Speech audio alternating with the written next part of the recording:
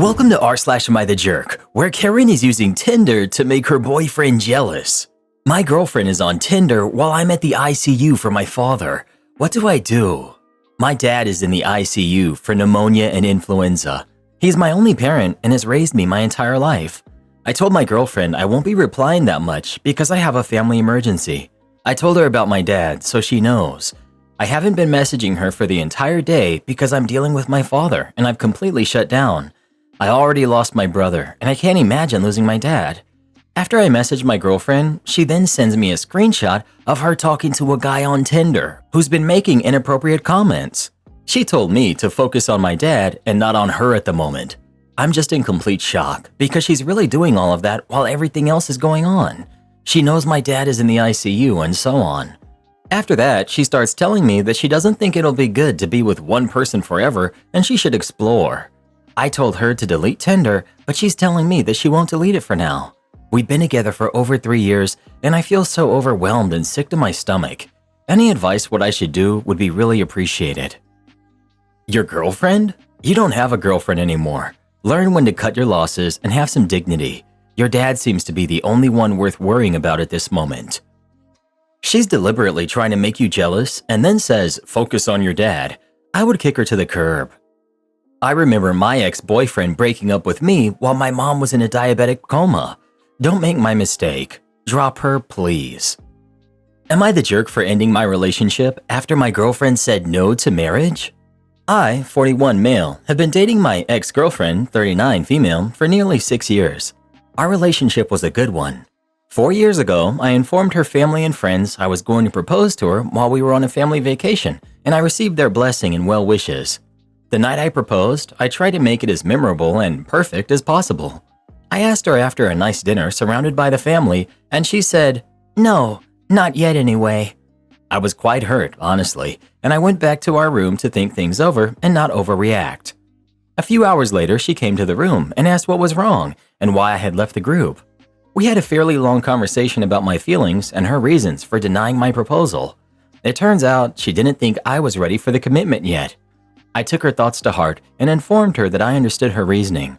However, I was raised to believe that no means no, not a maybe next time.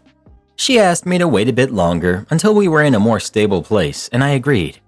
8 to 10 months later, she started dropping hints that she was ready to be married. "I can't wait for our wedding. Our wedding is going to be spectacular. I'm so looking forward to my dad walking me down the aisle," etc. A little over a year after my first proposal, I decided to propose again. This time, it was just the two of us after a wonderful date night. When I opened the ring box, she got really quiet and once again said, "No, not yet. Maybe a little more down the line." After this second refusal, I fell out of love with her. It sounds cold, but it was true. When we got back home, I slept in the guest bedroom and I spent the night thinking about our relationship. The next morning, she asked why I didn't sleep in our bed, and I told her the truth. I informed her that I thought we needed to end the relationship. I take marriage very seriously, and I don't want to be led on. This no was the final no for me. I gave her a month to find a new place to live. Since then, I've been receiving texts and emails from her friends and family, calling me a heartless jerk and trying to convince me to give her more time, saying I'm being a callous jerk. My friends have my back on this and understand why I ended the relationship. Am I the jerk? Not the jerk. You've been with her for 6 years. She turned down your proposal twice. You were right to end the relationship. She's not looking for marriage, just a sponsor. You want a wife. You removed yourself from a situation that did not benefit you. Congratulations to your future happiness. Be blessed. What I can't wrap my head around is that she hinted at marriage in between proposals. Rejecting it the first time, okay, sure, maybe you need more time. But she knew where OP's head was at, and he made that perfectly clear, so hinting at marriage is a signal to him to propose again. Why hint at marriage with someone who you know wants to marry you when you don't want the same? Not the jerk. She was stringing you along and being clearly disrespectful. Proud of you for standing up for yourself and seeing her for what she was actually doing. Cruise ship terror. Day 1 of a 7-day cruise, and everyone was boarding, trying to get their bearings and a general orientation of the ship. My wife and I asked for directions to our cabin so we could drop off the few small bags we carried on with us. As a crew member stationed near the lobby area by the elevators gave us directions, Another guest and his wife passed by and overheard the conversation. I then heard the gentleman say to his wife, "How stupid do you have to be to not understand that if your cabin number starts with a 7, it means your cabin is on deck 7? I let that one go.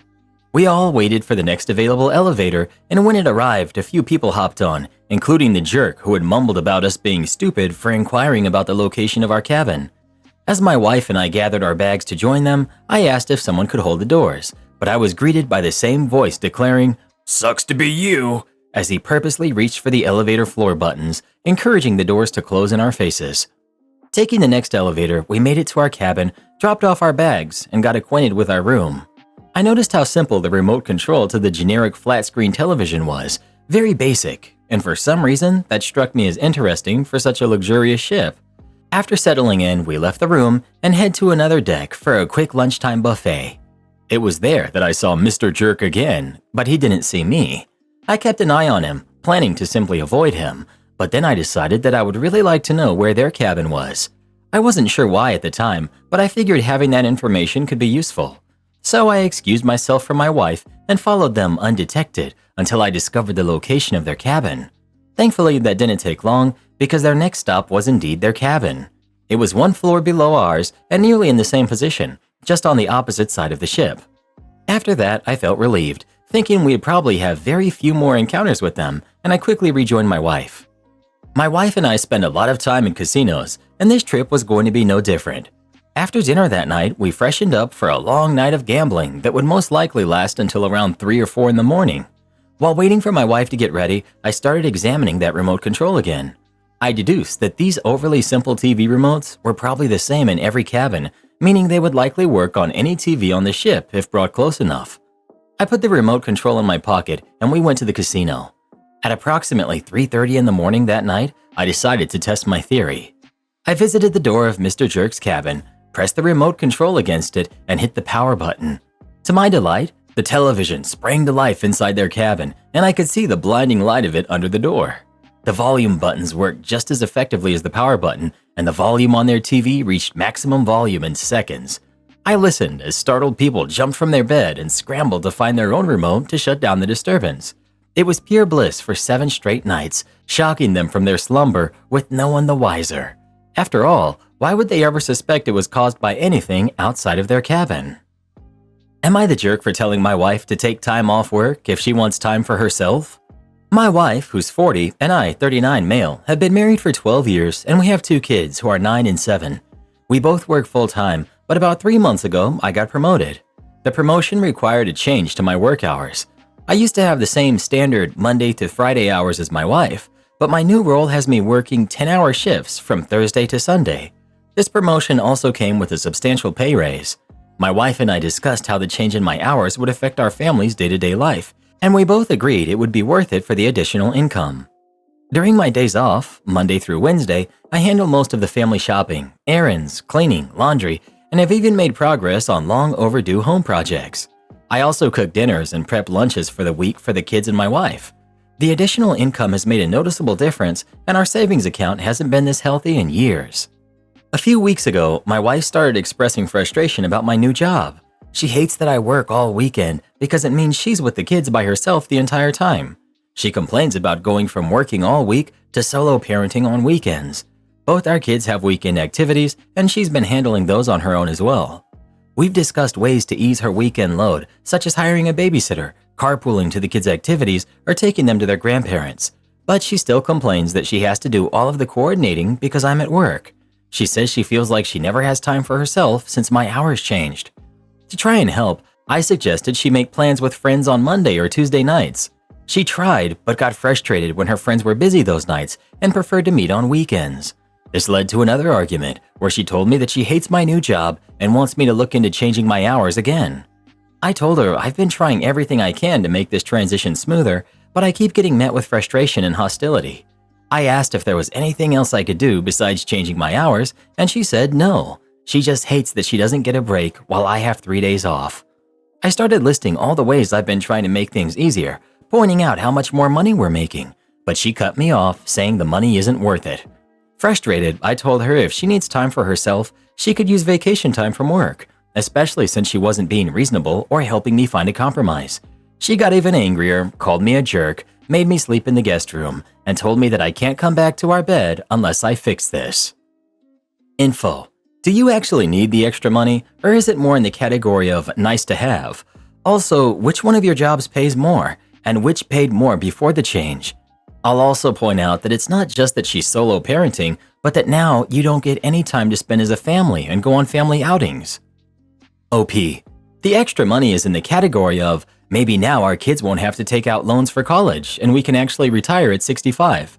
My job pays more. It did before the change, and it pays more after my promotion. I think you could have shown more sympathy when discussing this with your wife, and I do think you need to find some solution because this isn't really viable long term. There's no point to having a family if you're not going to spend time with them. A few options come to mind. Trying to look for an equivalent job with better hours, or trying to negotiate your job so that you have a weekend off a month, even if it means a slight pay cut. Your wife cutting her hours or finding a job with hours similar to yours so that you have more overlap.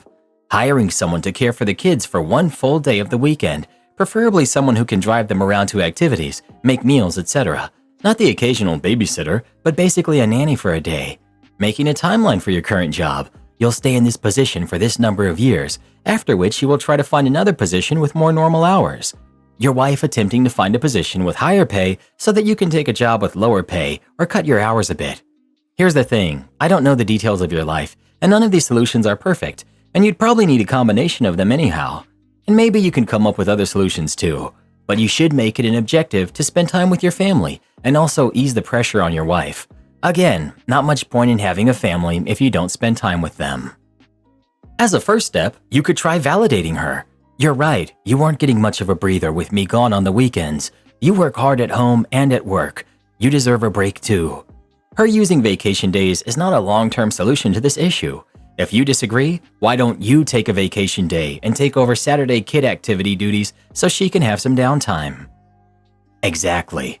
I don't understand why OP can't take a day off on the weekend when most people are off every once in a while to help. I think the problem is, when he just got this new job, to go to your boss and say, well, I know I've only been doing it 12 weeks, but I need a bunch of time off, just doesn't go over well. When I start a new job, I try not to take off time in the first couple of months, unless it was something already planned. I just feel like this is one of those things where it was discussed, yet she isn't really willing to compromise at all. Her only compromise is he needs to change away from his new job. You're the jerk. Why haven't you used your Monday to Wednesday to schedule a babysitter already? Your wife essentially gets 0 time at home without the kids and 2 days alone with them. You get 3 school days worth of solo time, so stop discussing hiring a babysitter and do it. You sound like a very involved dad, but a lot of involved dads still wait around for mom to organize things. And while that may have worked when you were working the same hours, you need to take some of the mental load if you aren't already. She has to get the kids ready for all the activities on the weekend, so it should be on you to arrange the carpooling, schedule the sitter and grandparent visits, sign them up for their activities, etc. The people in these comments are out of their minds, not the jerk. Some people will find any reason to blame men in this sub. You're pulling in a lot of money and working more hours on top of setting your kids up for success and taking a good amount of housework away from your wife. She's in a tough spot, but you both had a conversation and agreed to this. How much more time can you possibly give, especially if you're working weekends? Obviously, the workload falls to her on those days because she's off and you're working. The workload for Monday through Wednesday requires you to put in a lot of time as well. I did all of the cooking in my last relationship, and that takes a lot of time to buy ingredients, cook, and prep meals for the family. You're doing laundry, cleaning, and other errands, so you're not just some deadbeat hanging out and enjoying yourself on those days. Her argument that you have 3 days to yourself is her being purposefully obtuse. Do you not see your kids at all on those days? If you're not helping get them ready for school or activities on those days, then pick those responsibilities up too. On top of all of that, you've gone out of your way to be sympathetic and offer a number of viable solutions to help her out, and she's just shooting everything down. There's literally nothing else you can do when the person with a complaint isn't working to solve the problem. Yeah, it's wild how people are defending this woman. The fact that she's banished him from his own bedroom until he fixes it should be an instant, not the jerk. At best, she's like a petulant child. I have no doubt this is just the tip of the iceberg, and OP faces all kinds of toxicity from this woman. Am I the jerk for telling my dad he made a dumb decision and I don't need to fix it for him? My mom passed when I, 16 male, was 5. I remember her, just not very well. When I was 7, my dad started dating again and met Mara. At first, I was upset about my dad dating Mara. I didn't want to meet her and I gave her a hard time. I told her I didn't want her replacing my mom. She gave me space to express my feelings and then reassured me that she wasn't here to take my mom's place. She told me she really liked my dad and wanted to like me too, but she didn't have to be my mom for us to get along. At first, I wasn't sure if I believed her, but she eventually won me over. We got along really well, and she even lived with us for a year. But when I was 10, my dad broke up with Mara, saying she wasn't trying hard enough to fill the role of a mom for me, and that I needed a mom. I told him I didn't want another mom, and that I loved Mara. She was the best. Mara was blindsided because things had been so good, and I don't think my dad ever told her that would be a deal breaker. Within a few months, he met his wife, Stacy. Stacy was a single mom with a 2-year-old daughter. I was 11 by then. Stacy was very eager to be my new mom, but I wasn't. I repeatedly told them I didn't want a new mom, wouldn't call anyone else mom, and that I missed Mara. I wouldn't give Stacy a chance if she tried to take my mom's place. I was ignored, and my dad and Stacy got married when I was 12. After my 16th birthday in June, my dad finally realized I was serious about not wanting a new mom and not giving Stacy a chance. Stacy has tried really hard to make me love her and her daughter, but I'm not here to get a new mom. I'm not open to it, something my dad now understands. This has caused a lot of strain between him and Stacy, especially after Stacy found out I recently messaged Mara. I apologized to Mara for my dad and thanked her for being awesome. I told her I miss her. Stacy confronted me, saying she can't even get me to say I like her. I told her it's because I don't. I don't like people who don't listen or think they can force me into accepting them as a new mom. Stacy said that she was expecting a family for her daughter, not this. A few nights ago, Dad pulled me aside and told me that he now realizes I was serious about the things I said and that I really loved Mara. He said he wanted the best for me and that someone who wouldn't even try to be my mom wasn't the right fit. He believed Stacy would be a great second mom to me and I could have a sister if I gave this a chance. He said his marriage might end if we can't come together as a family. I told him he made a dumb decision and I wasn't going to fix it for him. I said it would have been fine if Mara just wasn't the one for him or if their relationship had changed. But I loved her because she wasn't my mom. She was someone I could trust and love as Mara.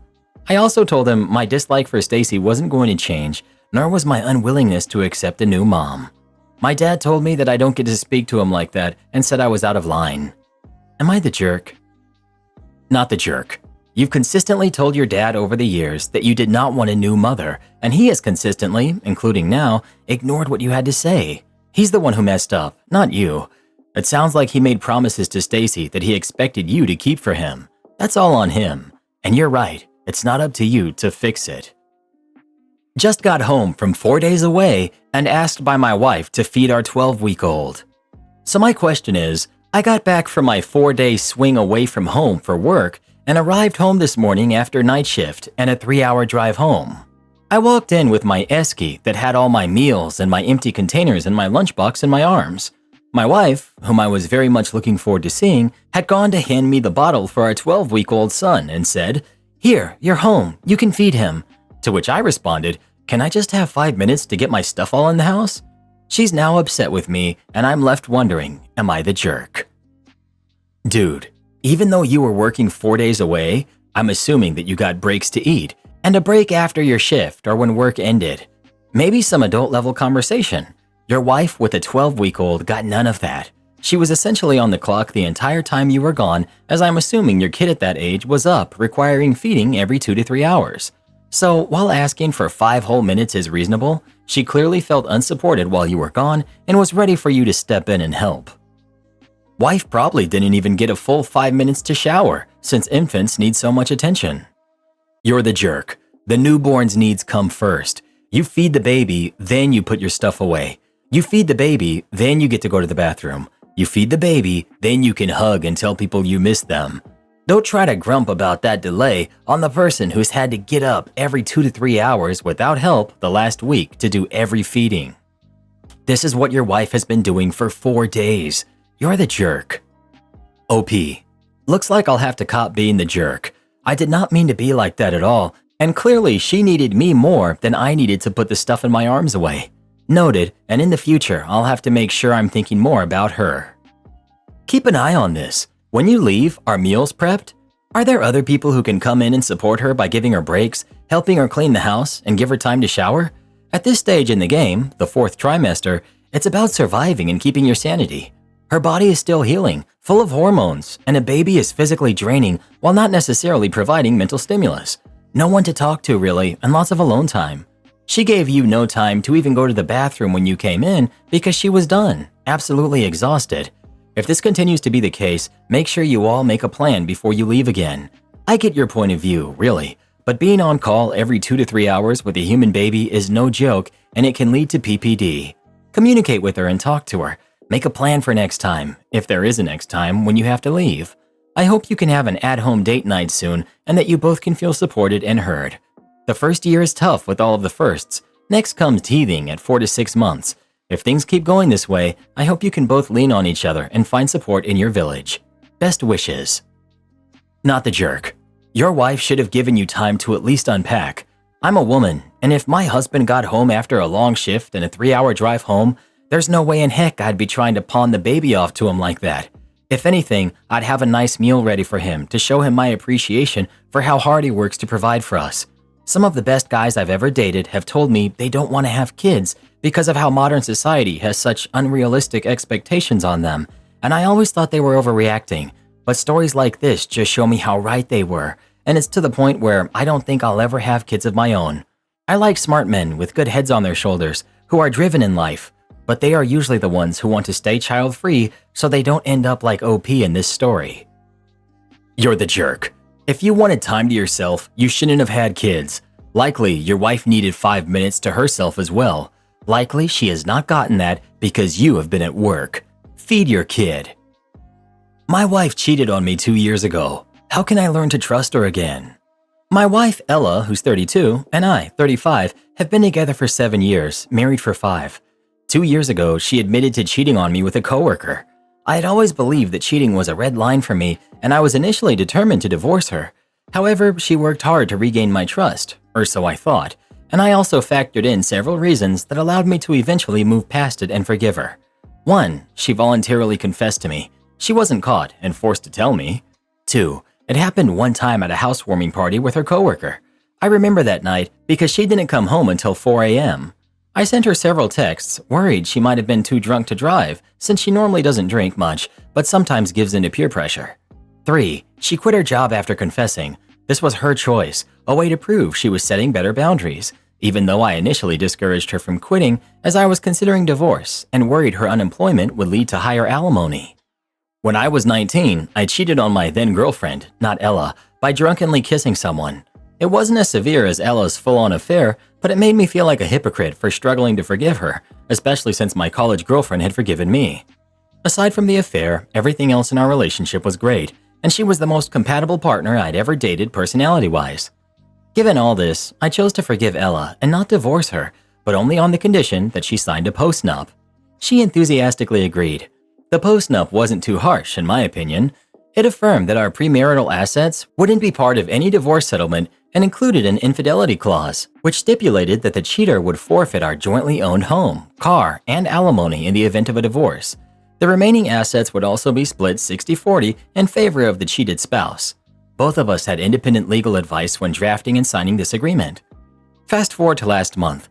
I was contacted on Facebook by Alice, the wife of Ella's affair partner, Bill. She tracked me down after going through Ella's social media. She told me she had caught Bill cheating on her and discovered their affair from 2 years ago after going through his devices. She asked if I knew, and I told her I did, but thanked her for reaching out anyway. When she asked what happened between Ella and I explained that we had reconciled. Alice told me she was determined to divorce Bill because, unlike Ella, Bill had turned out to be a serial cheater and never confessed to her. The part that changed everything for me was when Alice revealed that Bill and Ella had actually been having an affair for 5 months. I asked if she meant it was an emotional affair, but Alice clarified it was physical and that they had hooked up over 10 times. This revelation made the affair feel so much worse. It wasn't just a drunken one-time mistake, it was a long-term affair involving planned, deliberate decisions. I now feel like an absolute fool. This past weekend, I confronted Ella. She admitted that Alice was telling the truth. When I asked why she hadn't told me the full extent of the affair, she said she didn't believe I would have forgiven her if I had known. She's been trying to convince me that it's in the past and that we've made progress over the last 2 years, arguing that it doesn't matter whether it happened once or 10 times. She says her confession showed remorse. But to me, the omission of the full truth shows that even in her confession, her priority was protecting herself, not respecting me as her spouse. She denied me the agency to make an informed decision, which in my mind isn't much different from never telling me at all. I'm now seriously considering divorce again and relying on the postnup for a more favorable settlement. Ella wants us to go back to couples therapy, but I'm not sure how that would even work when I trust her even less now than I did 2 years ago. Act on your intuition here. She covered up a serious multi-month affair and lied to you about it. Complete selfish deception in my opinion. There's no excuse. You should get out of this while you still can, with your finances and mental health intact. A person like this isn't worth the trouble of trying to make it work. Your reconciliation is built on lies. Most are to some extent, as the cheater will minimize or hide as much as they can, but this is unforgivable. You have every right to divorce. However, I don't understand why bring in the prenup to this question. Because she'll lose more? That doesn't matter. You simply have to divorce. I also think that your prenup is unlikely to cover an infidelity that's already known, unless it covers more truths being known about the affair. However, that's for both your lawyers. There's no trust or respect here. Divorce. When you stay with a cheater, you're telling them that you're okay with being cheated on and lied to. You're a cheater too. What happened to you is called karma. The karma bus always stops at your stop. Karen neighbor stole my mail. I got it back from her. I recently ordered a mini Keurig coffee maker because I'm moving and would like one for my apartment. I could not afford one when I first moved, but I have more money now, so it was something I really wanted to get. I came home from work yesterday and expected to see my Keurig, but it looked like it was not there. I looked at my security camera and found that someone, who I don't recognize, took my Keurig from my front porch. I filed a report with the Postal Service, but I haven't heard anything back yet. I have a friend in my neighborhood, and she was hanging out with our neighbor, and she noticed that my Keurig was at my neighbor's apartment. She asked my neighbor if she could deliver it to me, and my neighbor said no, because it was delivered to her, so therefore it was fair game. This was a lie, and I told my friend that it was not delivered to her, rather it was stolen. I was upset, and I went over there to try to get it back, but she tried to make me pay for it. I threatened to call the police, because that's really the only line of defense I knew how to do, and she ended up giving it back. Now, however, she's not speaking to me, and my family thinks that I overreacted. I think it was a bit extreme to threaten to call the police, but mail theft is very serious, and the Keurig was something that I was really looking forward to. I know I shouldn't care if I look bad, but my family's reactions make me think that I was in the wrong. Am I the jerk? Edit. Thank you all for your nice comments. I honestly wasn't sure if I was overreacting, but I've realized that I was not. I will be filing a police report tomorrow, and I'm going to let people know that our neighbor is a thief. Hopefully it makes a difference, and even if not, I'm sure that doing this is the right thing. Also, I decided to open my Keurig, and I love it. I'm very glad I got it back. Not the jerk, but she's a terrible thief to steal and not get rid of the box with your name on it ASAP. OP. I totally agree. That's probably the first thing you get rid of if you're going to take something. The Keurig was still in the box on her kitchen counter. Not the jerk. She stole from you. That's the only point that matters. Why wouldn't you call the police? Especially since you have evidence that she took it. Don't know what your family's thinking, saying that you overreacted. She stole and refused to give it back. Therefore, you'd be completely fair to call the police. OP. I just don't know if it's worth my time because I'm moving.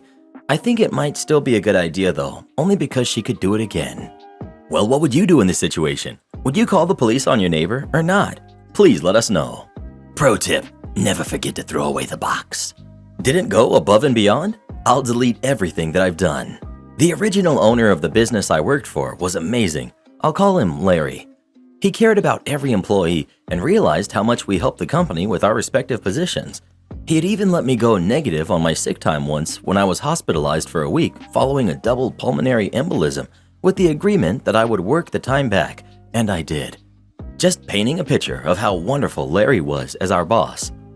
Larry finally retired after 45 years of running the business and sold it to his son, who I'll call Eric. Most people know how bad an idea that is, but Larry thought his son could handle it. He couldn't at first, but that's another story. Eric thought I wasn't doing enough during working hours, office job, dealing with inventory coming into the retail store.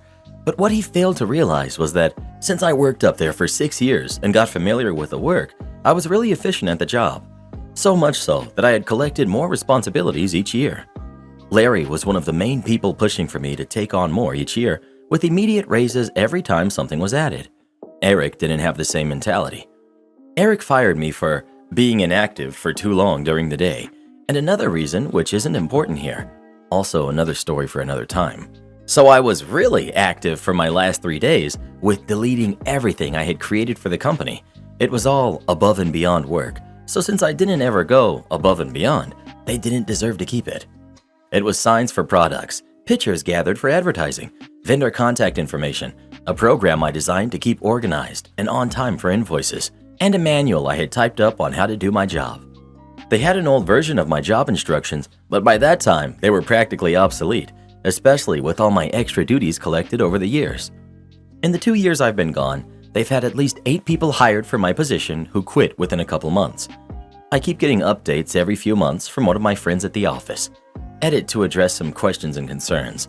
I did these things off the clock, on my own computer, except for some advertising images that were for past promotions and no longer valid. I never had to sign anything saying my intellectual property became theirs.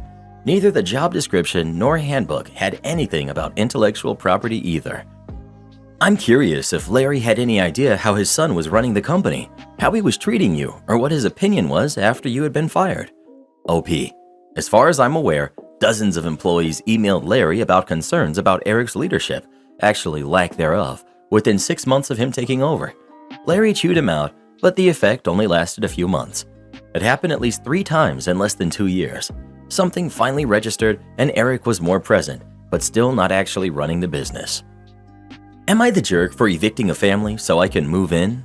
My life is kind of in upheaval right now, so I really don't know if I'm the jerk in this situation or not. TA, because my brother is on Reddit. So, background. 6 weeks ago, I, 27, female, found out that my husband, who's 30, has been cheating on me for the past 5 years with a few different women. I immediately moved myself and our kids, who are 7, 5, and 5, to my parents' house, where my brother, who's 22, also lives. Being only a 3-bedroom, 1-bathroom house, it's very cramped, but my parents insisted that I leave my husband. I've only worked part-time for extra cash since the twins started preschool 2 years ago, and was a stay-at-home mom for 5 years before that. My husband owned our house and controlled our finances. I've realized in all of this that I own almost nothing, have almost no work experience, and only have a general studies associate degree. Had to cut college short because I got pregnant. Suffice to say that I'm freaking out about how I'm going to provide for my kids going forward, because I do plan on divorcing. Which brings us to this post. On top of everything, my grandma passed 2 weeks ago. She was very private with our finances, and while we knew she and my late grandpa made money from renting houses, she told my mom a few years ago that she had sold all her rental properties. Come to find out that she kept 2, and in her will left 1 to me and 1 to my brother, only grandkids. The one my brother inherited has been vacant for a bit, but the one I received is a 4-bedroom, 1.5 bath, with a family of 6 that live there, a single mom and 5 kids. She's a friend of a friend, so I do know that her husband passed in 2020 from you-know-what. As much as I obviously miss my grandma, the house is an absolute godsend, and I started crying when I found out about it. I told to my brother and his girlfriend, who's 20, how me and the kids can finally get our life back on track a bit. His girlfriend got really cold and asked if I was really going to evict a family when I could just live at my parents until I get on my feet, especially since my brother is now going to move into his inherited house and make more room. And my brother agreed with her, saying it was selfish. My parents said it's my house and I can do what I want, but they see his point, and that the family living there could easily be in the same situation as me. It's been such an emotional few weeks, so I don't know if I'm being a selfish jerk or not. Edit. This has only been up for a little bit, but thank you so much for the advice and comments so far. It's been such a whirlwind that I forgot that I just need to stop and breathe sometimes. Thanks, anxiety. She's on a month-to-month lease for a little under market rent. I was so focused on the fact that I now own something other than my 15-year-old vehicle that I didn't even consider staying at my parents' for a bit after my brother moves out. I recently started a more full-time position, and my kids love their grandparents, so this makes the most sense while I tackle all the legal stuff that's coming my way. I'll talk to my parents tonight about this route, which would alleviate a ton of guilt I was already feeling about the possibility of eviction. Thanks for snapping me out of my own head for a bit. Not the jerk. Your brother and sister-in-law are guilt-tripping you. Also, the house your cheating husband thinks he owns is half yours. Make him sell or refinance and give you the money. Plus, go for alimony and child support. Do all of this while staying at your parents' and collecting the rent from the home your grandma left you. Now you have cash, an income, and then buy another rental home and start building a rental empire. Good luck. Depending on state laws, OP's house may also be half his. OP needs the advice of a good lawyer pronto. Honestly, stay with the parents and charge the renters market-priced rent. You can use that money to assist you further. Moving into a house with zero income is going to see you lose that house and having to move back in with your parents anyway. Well, what would you do in this situation? Would you evict the family and move into the house or not? Please let us know. When you expect a 5-star hotel paying for a 2-star inn, one evening working at the inn next to a main road in a popular tourist city of the Costa Bravo region of Spain. Like every morning, I was typing in the remaining customer data before submitting it to the authorities. We were fully booked, but one room hasn't shown up yet. 30 minutes before we close our check-in, a brand new Mercedes pulls up into our small parking lot. I can see from the inside emerges an older lady in her 60s. She enters the building without any baggage and heads towards me. I need to clarify that by that time, I'm the only worker in the whole building, and this conversation starts. Me. Welcome to the old lady. Where is the porter? Me. Unfortunately, we don't have that service in our inn. Old lady. What do you mean you don't have that service? All the hotels I was at before had it. Me. Well, we're a small roadside inn. We can't offer you any luxuries, but we do have one of the best kitchens in the city. Karen. Oh, I don't care about that. Who is going to carry my suitcase for me? Me. It will most probably have to be you, ma'am. Do you have a reservation? Trying to speed up the process before the system locks. Karen. What kind of hotel doesn't have a porter? Yes, I do have a reservation. Me. Under which name? Old lady. Great. I can see that you paid it through our partner website. All I'll need is your passport or ID to finish the check-in process. She hands me her ID. I don't understand how you can have such a poor service. Me. We do what we can with what we have, ma'am. I return her ID with the key to her room. Here's your key. Room 102, first floor, second door on the right. Karen, disgusted. What is this? Pointing to the key I laid on the desk in front of her. Me, confused. The key to your room. Old lady. Where is the card? Me. What card? The card to open my room. Oh no, we don't have electronic locks. You need to use this key to access your room. What? First you tell me that you don't have a porter, and now that I need to use a key for the room? What kind of hotel are you? Me. We're the 2-star roadside inn you booked your stay at, ma'am. Karen, as she grabs her key and goes to her car for her suitcase. Unbelievable. I go back to type in all the remaining data. I can see she comes back with her small suitcase. Yes, she needed a porter for a small suitcase, the size one uses for an onboard baggage on flights, and marches towards the stairs. 1 hour later, as I'm in the middle of closing the restaurant, the front desk of the inn was the counter of the bar too. I can hear behind my back. Ahem, excuse me. Me. Yes, what can I help you with this time, ma'am? I can't find the hairdryer. Me. Unfortunately, I can't help you finding your hairdryer, ma'am. No, I mean I can't find the hairdryer in the bathroom, the one you provide for me to use. Me. We don't provide individual hairdryers in our rooms. If you didn't bring your own, ma'am, I'm sorry to inform you that there's no hairdryer for you to use. What? How am I supposed to dry my hair? Every hotel provides a hairdryer. How do you people stay open if you don't know how to serve your customers? Me. Ma'am, if you're not happy with our service, you're more than welcome to bring your complaint to our manager tomorrow morning during your checkout. Oh, you can be sure I will. As she turns around and storms back to her room, I add, have a great night, ma'am. This lady paid 30 euros for her room at a roadside inn and expected a 5-star hotel experience. I found a baby. No, I really did. So it all started when I decided to do a property walk at 2 a.m. I was working audit that terrible night. I am a good soul, I think, and I go outside to check on cars to make sure nothing bad happened or anything like that. I notice a white sedan that had its engine on. Okay, no worries. Maybe some guest that is coming right back. I continue my little walk. I go to the hotel next door, dual property, and chat with the auditor over there. I head back to my hotel and notice the white sedan is still running. I shine my flashlight in the vehicle. I stand there, stone cold, as the head twitches in the back seat. Twitch again. Twitch. Now my heart is racing. Who the heck would have Annabella in the back seat? Wait, no, it's not a cursed doll. The thing is breathing. I yank out my phone and I call 911 immediately. 911, what's your emergency? Yeah, there's a baby in a car and I'm not sure where the parents are. Is the car on? Yes. Did you try to break into the vehicle? No, not yet. Okay, just stand near it and I'll send medics. What's your address? Sure, here's the address. Great. Like I said, just stand near the vehicle and emergency units have already been dispatched and are currently en route. Thank you, ma'am. I hang up. By this time, my hands are sweaty. I need to go to the bathroom. No, Ryan. You have to stand here and watch. I pace back and forth in front of the sedan as I hear the sirens approaching. Thank goodness they're close. A police car races up to me, followed by an ambulance, then a fire truck. As the police officer breaks into the car, more and more police show up. Okay, so now we have 7 cop cars, 2 ambulances, 3 fire trucks, for 1 baby? Sure, I don't make the rules. After the baby is safely retrieved from the vehicle, we try to go on our security tapes, but thanks to our wonderful management company, they barely work. Also 480p. Fast forward a few weeks.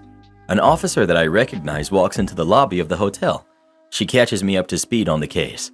So apparently, they found the baby daddy next door to our hotel with a lady. How lovely. And to make things worse, or better, the mom didn't know the baby daddy took the baby 40 minutes away to a hotel. We love good families. End of story. Good day. I hope that guy loses his parental rights. Am I the jerk for getting mad when my soon-to-be husband wants to change our honeymoon to family vacation? My boyfriend, who's 33, and I, who am 22, will get married in 4 months. We're planning our wedding ourselves and discussed everything, including our honeymoon.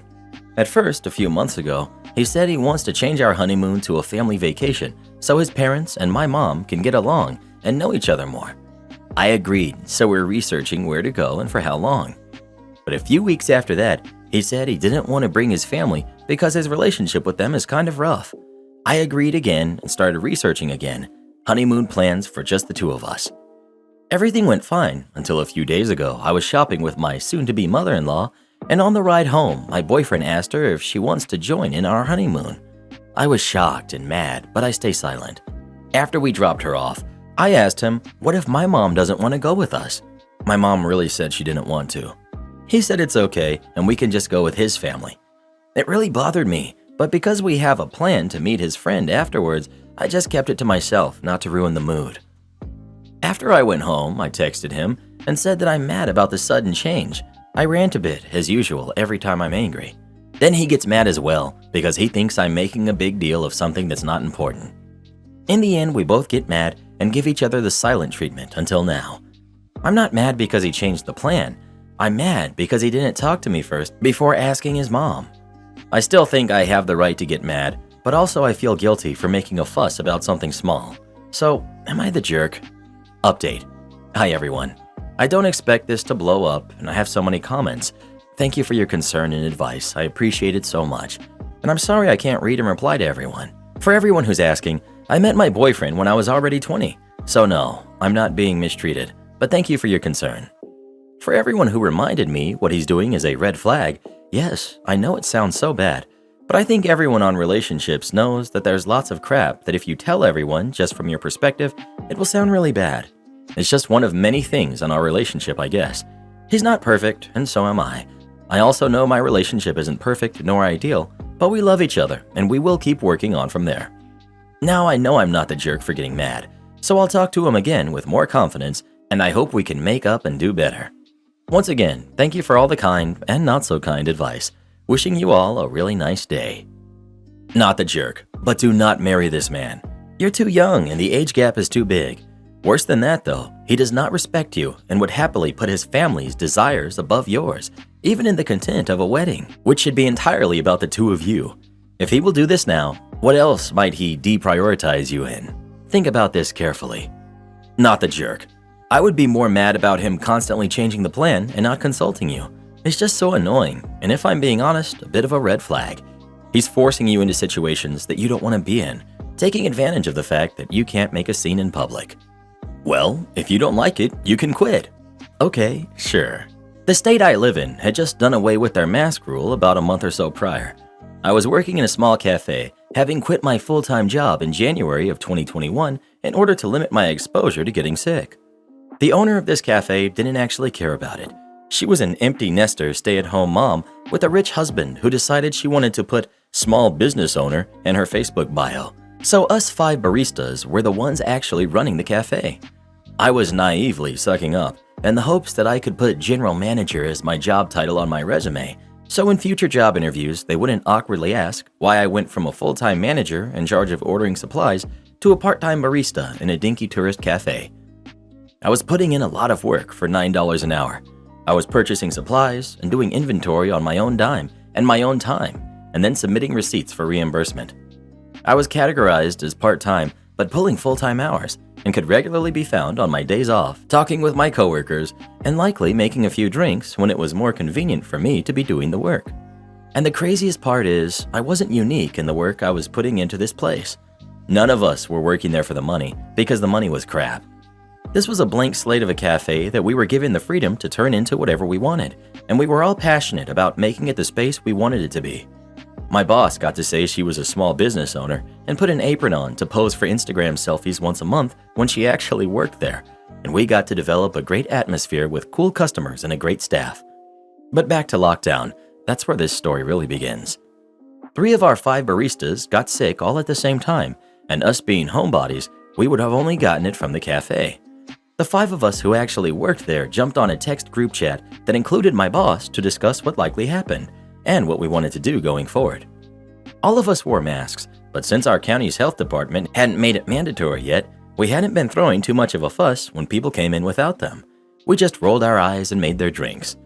In the text group chat, the 5 of us agreed that under these circumstances, we should impose the mask rule on our own, regardless of the county's stance. But the owner was adamantly against it. She had every reason under the sun why she wouldn't allow us to impose our own rule. She said since the county didn't have one, we shouldn't either.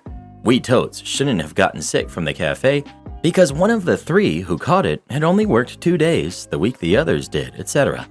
I was really frustrated by this because it feels like it's easy for someone to make decisions about other people's health when they don't actually spend any time whatsoever in that environment. Plus, her motivations were perfectly transparent. She had an obsession with our reviews on Google, and in the state of Utah, if a business requires people to wear them, the business suddenly gets quite a few 1-star reviews. I would have preferred to talk to her in person, but since my boss never spent any time in the cafe, I instead sent her a text outside of the group chat expressing my concerns. I felt I was very professional and assertive, saying, "Hi owner, I would really like to encourage you to rethink your stance on this within the store, at least for the potential duration that any of us might be sick, both for our safety and for the safety of our customers." And she responded with the absolute most passive-aggressive text I think I've ever seen. I'll go ahead and type out a few spicy portions of the long text she sent in reply.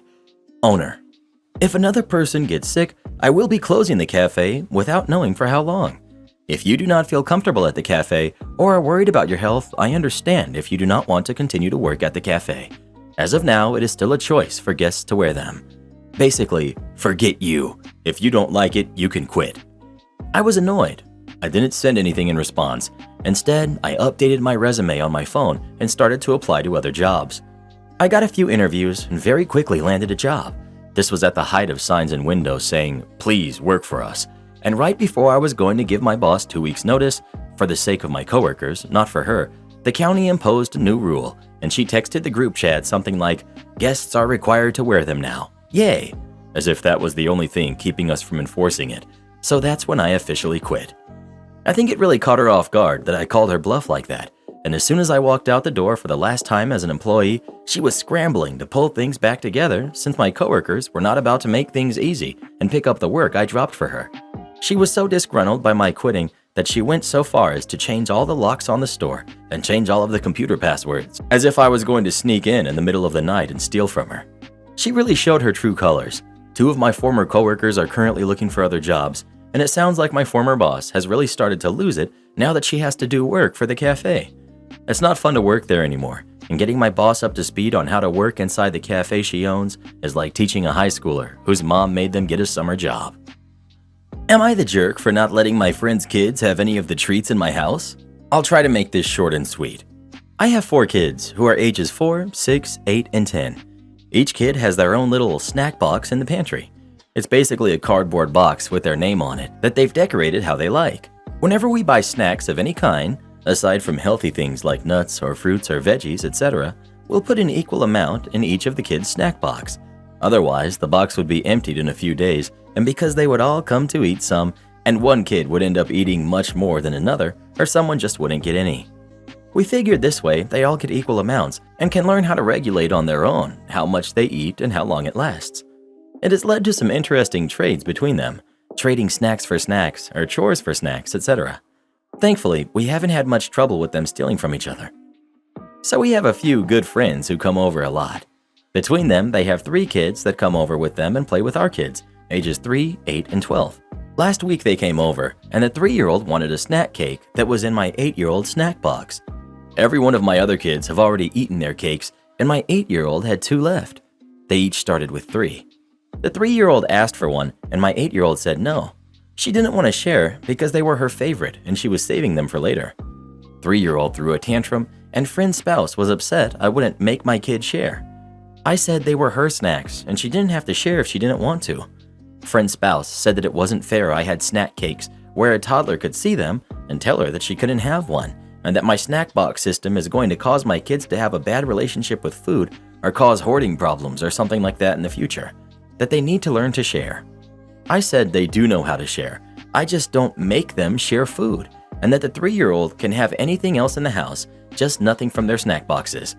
She said that all the good stuff was in the snack boxes, and if I was going to do this, I should leave some out for when the other kids come over so they can have some too. Am I the jerk for not making my kid share her snacks, even if it really upset my friend's kid? Not the jerk. I cannot fathom taking my kids to a friend's house and arguing like this, let alone suggesting that their kids are going to have a bad relationship with food or cause hoarding just because my kid didn't get a little Debbie snack and threw a tantrum. Next time they pull this, you need to teach your kids how to share, point out that they need to teach their kids the meaning of no. 100% agree with this. Not the jerk. These parents are being completely unreasonable. I can't believe grown adults are behaving this way. Also, they have absolutely no right to be telling you that your parenting practices are going to lead to them having a bad relationship with food, etc. I wish my mom would have done something like that for me because it may have helped me not to have a bad relationship with food. You're the jerk. Maybe it's a regional or a cultural thing.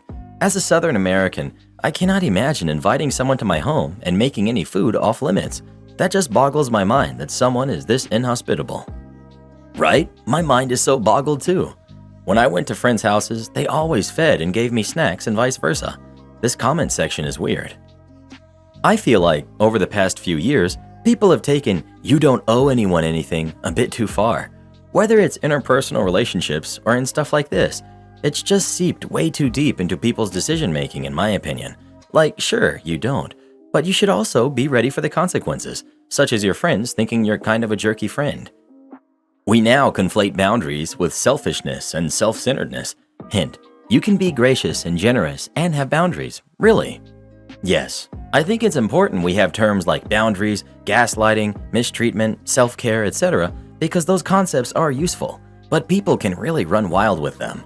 Like the other day when people were arguing it was fine for a man to go no contact with his kid, in other words, abandon her, because she had been mistreating him between the ages of 11 and 14, aka she had learned he had cheated on her mom and was being upset about it. Well, who do you think is the jerk? OP or her friend? Please let us know. Maybe we need some extra snacks for when friends come over. Am I the jerk for ordering delivery food when I only live a few blocks away from the restaurant? There's a local burger joint that my family and I love. It's about 10 blocks away from our house, and they do both delivery and pickup. I'm a full-time student and stay-at-home mom to a toddler who's 1.5, while my husband works full-time. I had a big exam and a couple of lab practicals due today and was too tired to cook dinner, so I decided to order a couple burgers and fries from the local joint. It was already dark out, really cold, and I didn't feel like trying to wrangle my kid into the snowsuit or the stroller to walk over there as we don't have a car. So I ordered delivery on their website for an additional fee. This wasn't a delivery service like DoorDash or Uber Eats. The restaurant uses its own online platform and hires its own drivers to deliver food. I paid online and left a 20% tip.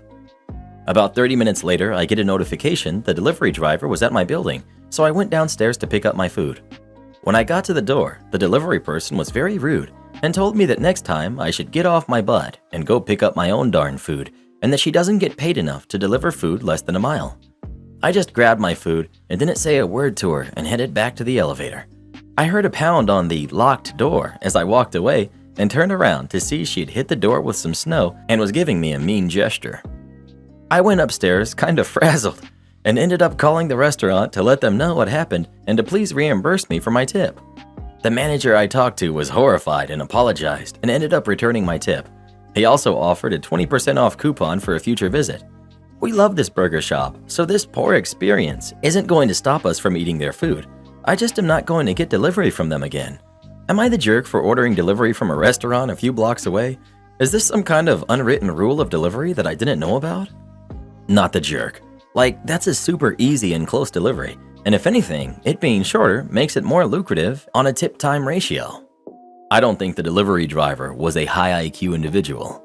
Seriously, that driver has no idea what OP's situation is either. She could be home alone and stuck with her 3 kids, unable to just go pick up her food easily. Definitely not the brightest person. Am I the jerk for not wanting to pay for my stepchildren's private school? I, 30 female, have 2 step kiddos, both girls who are 9 and 11. They are from my husband's, 51 male, previous marriage. I've been in their lives for over 5 years and we are a happy unit. Husband shares custody 50-50 with his ex-wife, who I'll call Candy. When husband and Candy got a divorce, they agreed to keep the girls in a private Catholic school they had been attending since pre-K. Last year, Candy moved to a town 30 minutes away and insisted the girls go to a school closer to her home. We live in a major city, so traffic and construction add to this time depending on time of the day. Husband and I agreed, but insisted we discuss public school options as both kids are growing tired of Catholic school and have expressed repeated interest in public school. Candy brought up the divorce decree and demanded they go to the Catholic school close to her new house and offered to pay full tuition, over $12,000. We tried to tell Candy that we needed to agree on what's best for the girls, and since her new area has highly rated public schools, we will concede the location but insist on a public school or even staying at their old school for another year. She enrolled them in the new Catholic school anyway. Today, the school is asking parents for next year's tuition. Candy has asked us to pay for half.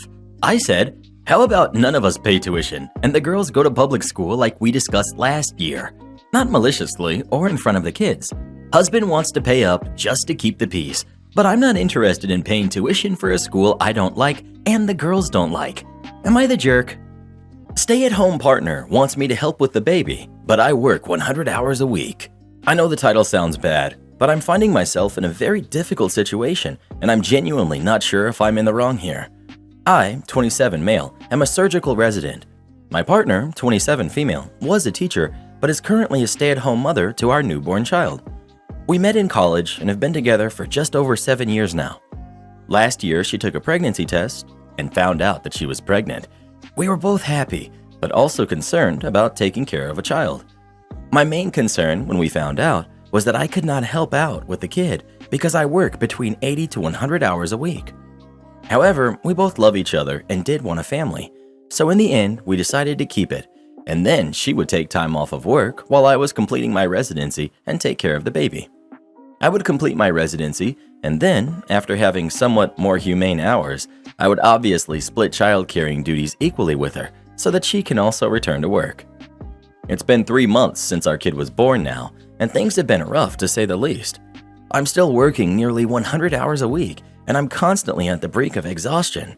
If anything, my workload has increased since then, as I'm now learning how to perform larger operations.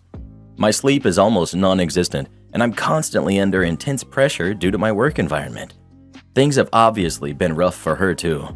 The pregnancy and delivery were without complication, but it goes without saying that it was still hugely taxing on her mentally and physically. Recently, my partner has been asking me to take care of our kid when I get home. Initially, I helped her without hesitation, feeling like it was within my capacity and wanting to support her. But in the past few weeks, she's been asking more and more of me, and a few days ago, she demanded I take care of our kid immediately as I walked into the door. I hadn't even had time to take off my shoes yet, and when I said, "Just give me a second," she told me to hurry up. I later learned that she had an incredibly rough day and was just at capacity, but in the moment, I was so caught off guard, I yelled back at her to back off. I was too exhausted to deal with it then, so I locked myself in the bathroom to take a long shower and calm down. We later talked about what had happened and apologized to each other, but during it, she essentially told me that she felt like I wasn't doing enough to take care of the kid and that it was our responsibility equally. I told her that I felt like I was already doing more than we agreed on and that I can literally not do any more than what I am currently doing. After talking and arguing about this for about 2 hours, we still couldn't come to an agreement and decided to leave the topic for now. So, am I the jerk for not wanting to take on a larger parenting role during residency? Friends I've talked to seem split on the matter. Not the jerk. This is a case of two people drowning and arguing over who has their head up out of the water a few inches more than the other. You have a newborn, you're working 100 hours a week, and a wife who is most likely so overwhelmed she can't see straight. Both of you are sleep deprived and not in your right mind. What you need is help. I don't care who said they would do what before the baby came. It's here now, and it's not what either of you expected. It's time to start from scratch and use your limited energy to find solutions to give you both reprieve. This right here. No one in this situation is the jerk. They're just both exhausted, doing very taxing and demanding jobs and tasks and need help. I know OP said they can't afford help right now, but they both need to figure out something before this tears them apart. Call for reinforcements. Get a cleaning lady or a person once a week to deal with the household chores, vacuuming, dusting, doing some laundry, ironing, scrubbing bathrooms, well worth the money. Call in grandma or family and friends if possible to watch the baby while wife can just have a nap and maybe even have someone to visit with. Or find a responsible teenager who has experience with babies who can come over a few hours a week and watch the baby or watch TV while wife catches a nap. If childcare options are really good, try to allow your wife to escape child-free for a few hours to the gym, yoga, dance, or whatever that may allow her a bit of child-free physical activity that can help reset her mental and physical health. Being home with a baby is tough.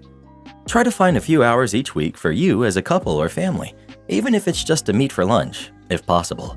Arrange for groceries to be bought online and delivered. Walmart Click and Collect can be picked up by an Uber or taxi and delivered to the door. Some grocery stores deliver. Find out what system works. Encourage your wife to find other moms in the same position. Having a support system with other parents or babies allows her to actually visit someone who doesn't mind if baby tags along and cries the whole time. Plus, as the kids get older, it allows them to have other kids in their lives. And offer your wife the opportunity to put baby in childcare and go back to work. Not every person is cut out to be at home with their kids 24/7.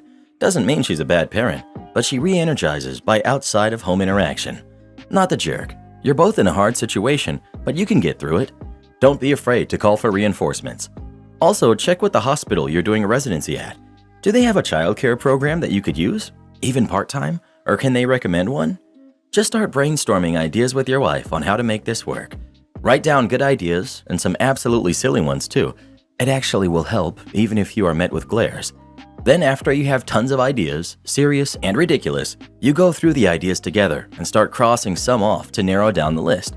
Don't narrow it down too much. You want plans A through E because sometimes plans change. And try to agree to help your wife figure out what she needs at this point to be happy and how you both can make it work. Good luck, OP. Well, what do you think? Is OP the jerk or not? Please let us know. Husband expects me to pay for him and his family's meals. Title sounds bad, I know, but I'll let you decide who's in the wrong. To begin, my husband and I don't share finances. It's been like this for the 3 years of our marriage, and so far we've been doing well. Though he'd sometimes try to get me to pay for him, but I do it only when I want to do a nice thing for him. Say invite him to a restaurant. This past week, he got a bonus at work. He was overjoyed. He informed his entire family and planned for them to go out and celebrate with us. He picked the restaurant, meals, drinks, etc. I naturally thought he was going to pay for all of that since it's his happy celebration. But it turns out I was wrong, because when it was time to pay the bill, he told me to take care of it. I said, why? It's his celebration, not mine, but he insisted I pay and he'll explain later. I refused and demanded an explanation. He said that while yes, he is the one who got the bonus, he assumed I'd want to celebrate that and offer to cover the bill. When I talked about how ridiculous it was of him to assume I'd pay for not just his, but his family's meals, he said that I should be happy for him instead of being visibly bitter. He then said he's yet to receive his bonus and begged that I take care of the bill now and that he might consider paying me back later. I refused and only paid for what I consumed. Him and his family started talking about how inappropriate I was acting. I took my purse and went home afterwards because there was so much commotion when they started arguing who's going to cover the bill. His mom spam called me for hours, and he went off on me at home saying I spoiled his celebration and joy because I'm feeling bitter, especially considering I had enough money to cover the bill right then and there. I said this wasn't my obligation, and he was the one who came up with the celebration idea. He argued that if the roles were reversed and I got a bonus, he'd celebrate me and my achievements and pay for the darn meal after taking me and my family out. I casually said, well, that's just you, not me. He got even more upset and said that he had had it with my juvenile antics and that he won't ever forget the scene I made at the restaurant in front of his family. Been upset with me for days now. Update. Wow, too many responses here, you guys, and I'm seeing a variety of judgments. Just so you know, my husband just got home, and I'm going to show him these responses right now.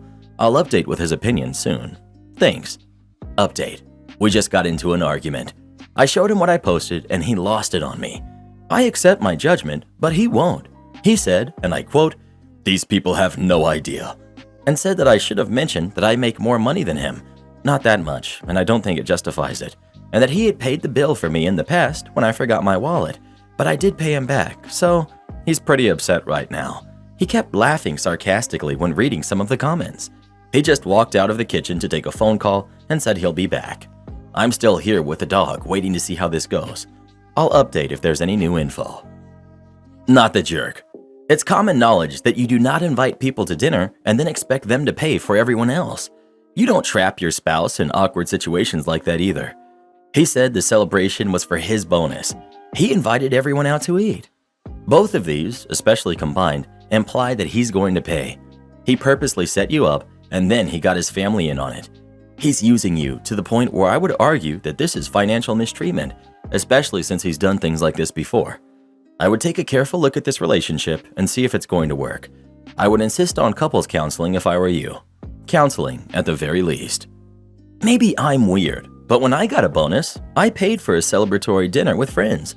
Like the husband, I invited people, but I paid because I was the one with the extra money after all. Not everyone gets a bonus, so it was a way to share my good fortune. This dude seems somewhat like a jerk. Is he trying to make her look bad in front of his family or something? Not the jerk. You guys have separate finances. He didn't ask you beforehand. This was wildly tacky and presumptuous of him. The "maybe I'll pay you back" really sealed it for me. What a tool. OP. This is exactly how I felt then. He might see it as pettiness or jealousy, but I swear it's not like that at all. Well, who do you think is the jerk? OP or her husband? Please let us know. So hubby said we have no idea, huh? Well, he's right. I don't have any idea how someone can be as entitled as he is. Bill by the hour? Then I want the full hour. Years ago, I worked in the head office of a national corporation. Although we were all salaried employees, everyone had to keep a weekly timesheet. We had to account for everything we worked on so our department could bill the appropriate team or group for our time. This was a company-wide requirement, so it wasn't just a case of our leaders micromanaging. The least time you could log in was a 15-minute increment. Every minute of every day couldn't be billed to other departments, so we had a code that was billed to our own team's budget. This was used for general tasks, not specifically attached to any ongoing projects, like checking emails, status meeting your manager, training and development, and even filling in the timesheet. Management emphasized that we should use our team code as little as possible. I later learned that the less time billed to our team's code meant a bigger pool of bonus money for our whole team at the end of the year. One of the internal services that regularly billed our team's code was IT. Anytime we needed computer support, they'd send an agent who would troubleshoot and fix the problem. When the work was done, they'd get us to sign a work order so they could bill our team. no big deal. About a year after I joined the company, the IT department changed their billing protocols. While every other group in our company would bill you in 15-minute increments, IT decided that they'd bill in 1-hour increments. No idea how they sold that to the VPs, but no one objected. So if IT took only 15 minutes to solve my issue, they'd still bill my team's code for 1 hour. It didn't take long for my bosses to notice that our team's code was being billed a lot more than it had in the previous months, but no one connected the dots and tied it to the new IT billing practices. Cue malicious compliance. Here's how my next encounter with the on-site IT agent went. IT: all done, please sign the invoice. Me: this invoice is for 1 hour's work. You were only here for 15 minutes. IT: new policy, just sign it. Me: I'm sorry, I can't do that. IT: I don't have time to argue. We're really busy and I have to move on to the next ticket ASAP.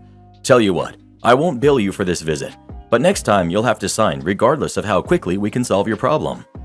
This happened a few more times and I continued to object to any bill that didn't reflect the actual time spent on my issues. They kept agreeing to give me a free pass this time. After about the 4th or 5th time, the IT agent finally stood his ground. IT: you have to sign this invoice. Me: I'll gladly sign it in 45 minutes, once you've been here for a full hour. Feel free to pull up a chair and sit down. He was clearly frustrated, but he decided to call my bluff. He sat down. A minute later, he pulled out his laptop and started working on something else. Me: what are you doing?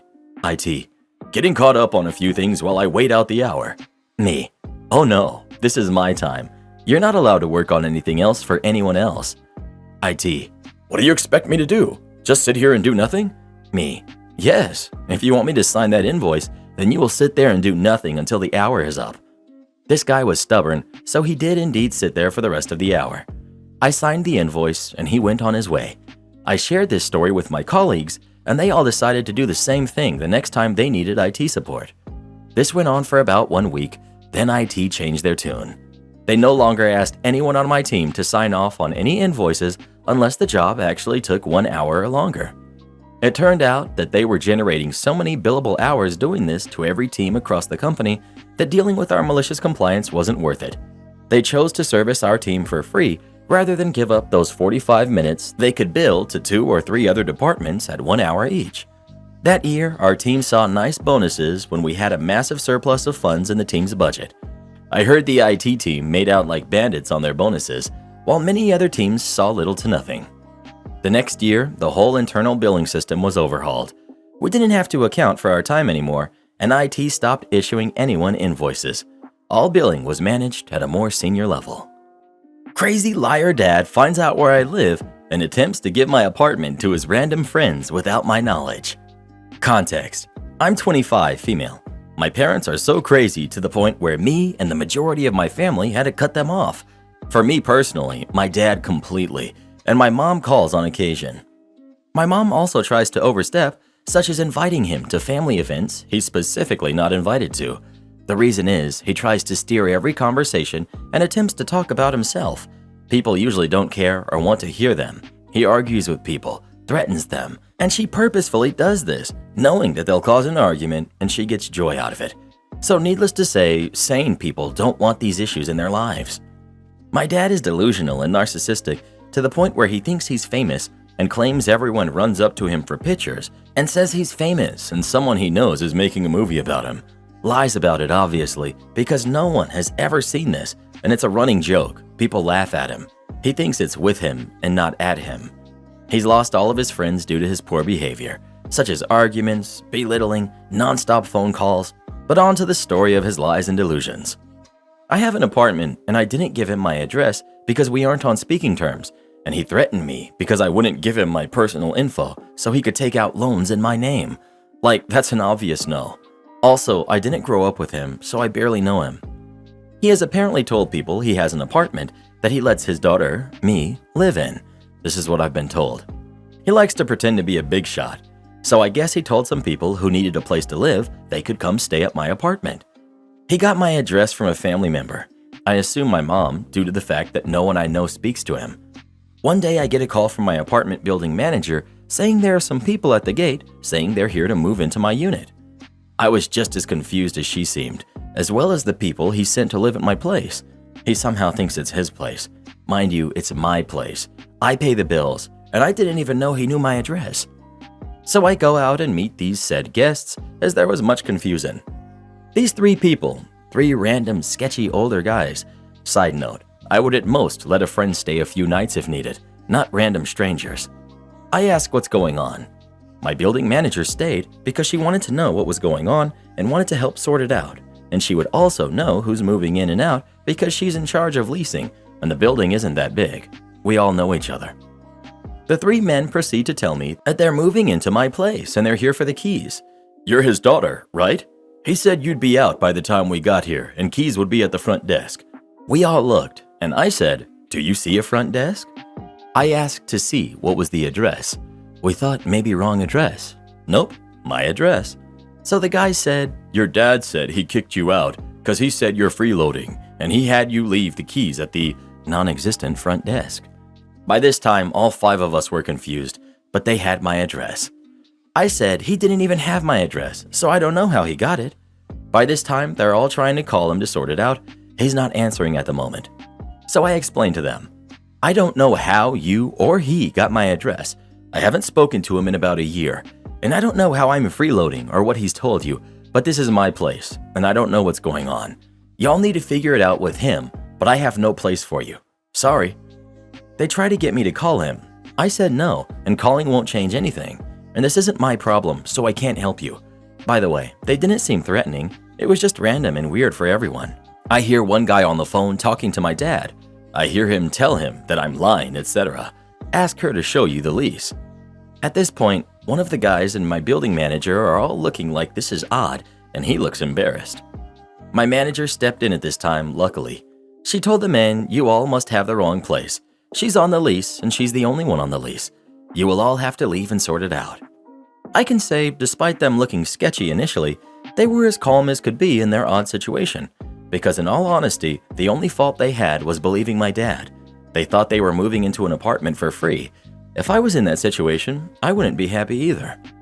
After apologizing and before leaving, I heard one of them saying, I knew something was up. He's always lying. I asked, what did he tell you? One of the men said he had told him that he had had a spot for him to move in, all furnished and paid up to the rest of the year.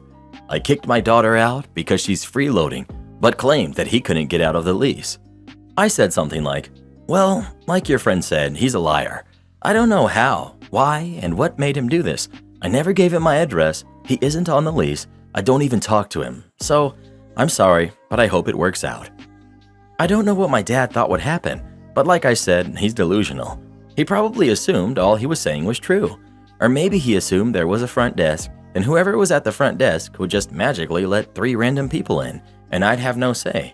It's all so crazy that I can't even attempt to understand. There is no use. Also, I told my manager thanks, and if anyone comes when I'm not home, please give me a call or call 911. If I have a guest coming, I'll be home to greet them. Happy guest and lessons on making assumptions. A while back, before lockdown. One day, I'm at the front desk, and 2 late 20-something guys walk in looking like they're sponsored by a surf company and just getting in from a demo. Definitely not our typical 30th anniversary type guests. I greet them and they ask if there's anything available. We chat a bit and I show them a room because I had time and I liked their vibe. During the tour, one of the guys tells me they're on a road trip up the East Coast. No real agenda, just a bucket list trip for 2 best friends, and the other guy lets me know he just lost his dad. Basically, they were working through some stuff while road tripping. We get back to the desk. I get ready for the, so what can you do for us? Question that most walk-ins try. I give them the price and they both pause and blink at me. We're not cheap, but that's pretty obvious when you get on site. But at this point, most walk-ins tend to walk out. Guy 1 looks at Guy 2. So, this one you or me? Guy 2. I got this one. You got dinner last night. Guy 1. Yeah, but you got the last... This goes back and forth a minute, but I always hate these conversations and offer to split it if needed. They both pause and smile at me. Oh no, I've insulted them. Guy 2. Can you make us dinner reservations for 8? And can I see a wine list? Me. Yes, sir. How's 7:30 p.m.? Guy 1. Perfect. Do we get breakfast? Me. With the room? Yes. We include afternoon also. Are you AAA members? I can do a small discount if yes. They both look up like I was speaking Greek. Guy 1. Tea? For real? Me. Yeah. It started a few minutes ago, and it goes to Guy 2. Can I get the key? Me. I still need a credit card and ID. Guy 2. Oh yeah, 1 sec. Guy 1. Oh snap, as he proceeds to drop an American Express black card on the desk victoriously. I give them the sad 5% AAA discount anyway because I had already put it in the system. I proceed to check them in and they leave. About 30 minutes later, they come up for tea. They are clearly both on something. Eyes are saucers, both grinning ear to ear and moving at the pace of someone who is in an alternate timeline. They say hi and proceed to tell me how lovely the water is right now. It's New England in November. It is not lovely. They sit for tea and giggle like kids through the whole thing. Pinkies up was the tea motto that day. They even had other guests going along with them. They go on about the beauty everywhere and that people need to appreciate it more. On the way out, they thank me again for the tea, and I remind them it's included. Who knew this would be the key amenity for these two? I'm just thankful their substance of choice made them happy and not into jerks. They are clearly getting the most out of the property they can. 7 p.m. rolls around and dinner is humming along. I get a call from their room and they asked if we had a few bottles in inventory. I check with F&B to confirm and they asked to have them ready for their 7:30. We arrange it, chilled and decanted as needed, with one to be left corked till requested. They come to dinner and proceed to drop the most I've ever seen for a party of 2 in our restaurant. Apparently, these were just the starter bottles, and they did some damage to our liquor list too. On the way out, they stop by for a chat, ask about checkout, and say I need to talk to their server before I leave, which seemed odd, so I asked if everything went okay at dinner. They both reply with an oddly cold, "Yes, thank you." Okay, what happened? At the end of the shift, I go talk to their server. She proceeds to fill me in on the details about them, their travels, etc. Apparently, she got the full life story and an invite to California, along with the 20% tip, wine included. Okay, but why did they say to come see you? Server. Because they left you this, as she produces a gift bag from the pair. It contained a beautiful thank you note, Brooks Brothers tie with boats, and one of the bottles they had pre-ordered, which happens to be the most expensive bottle I will ever enjoy.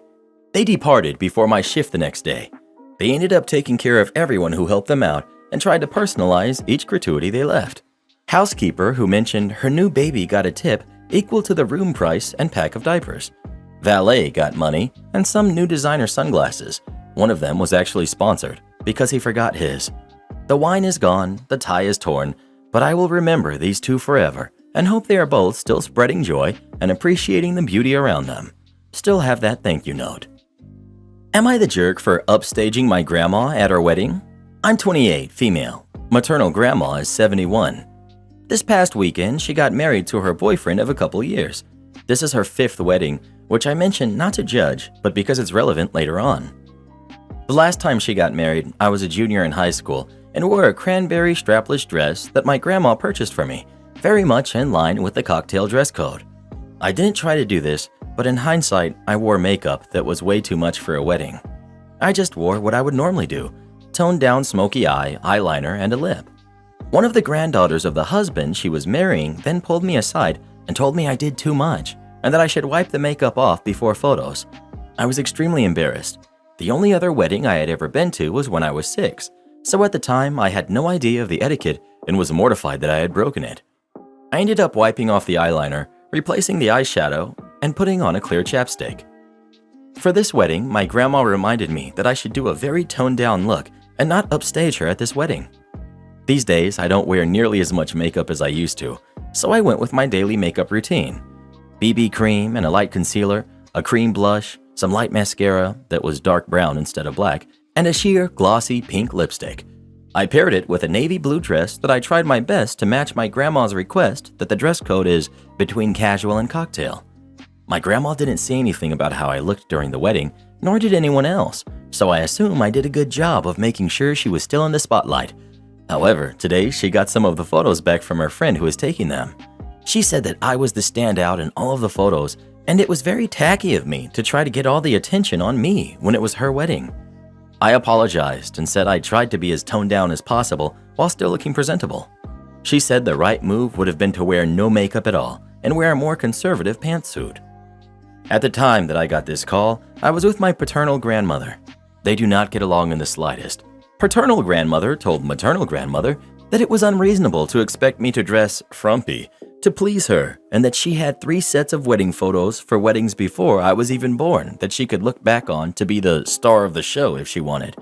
This led to maternal grandma telling me she wished to take a break from speaking to me for a while so I could reflect on my selfish actions. I felt really bad. I didn't mean to wreck a special day for her, and in hindsight, maybe I should have approached my dress and makeup with her before the wedding. So I thought I'd get some feedback here to see if I'm the jerk and if what I did was selfish. Not the jerk for either of her weddings. You do not owe her an apology. You did nothing wrong. She's ridiculous.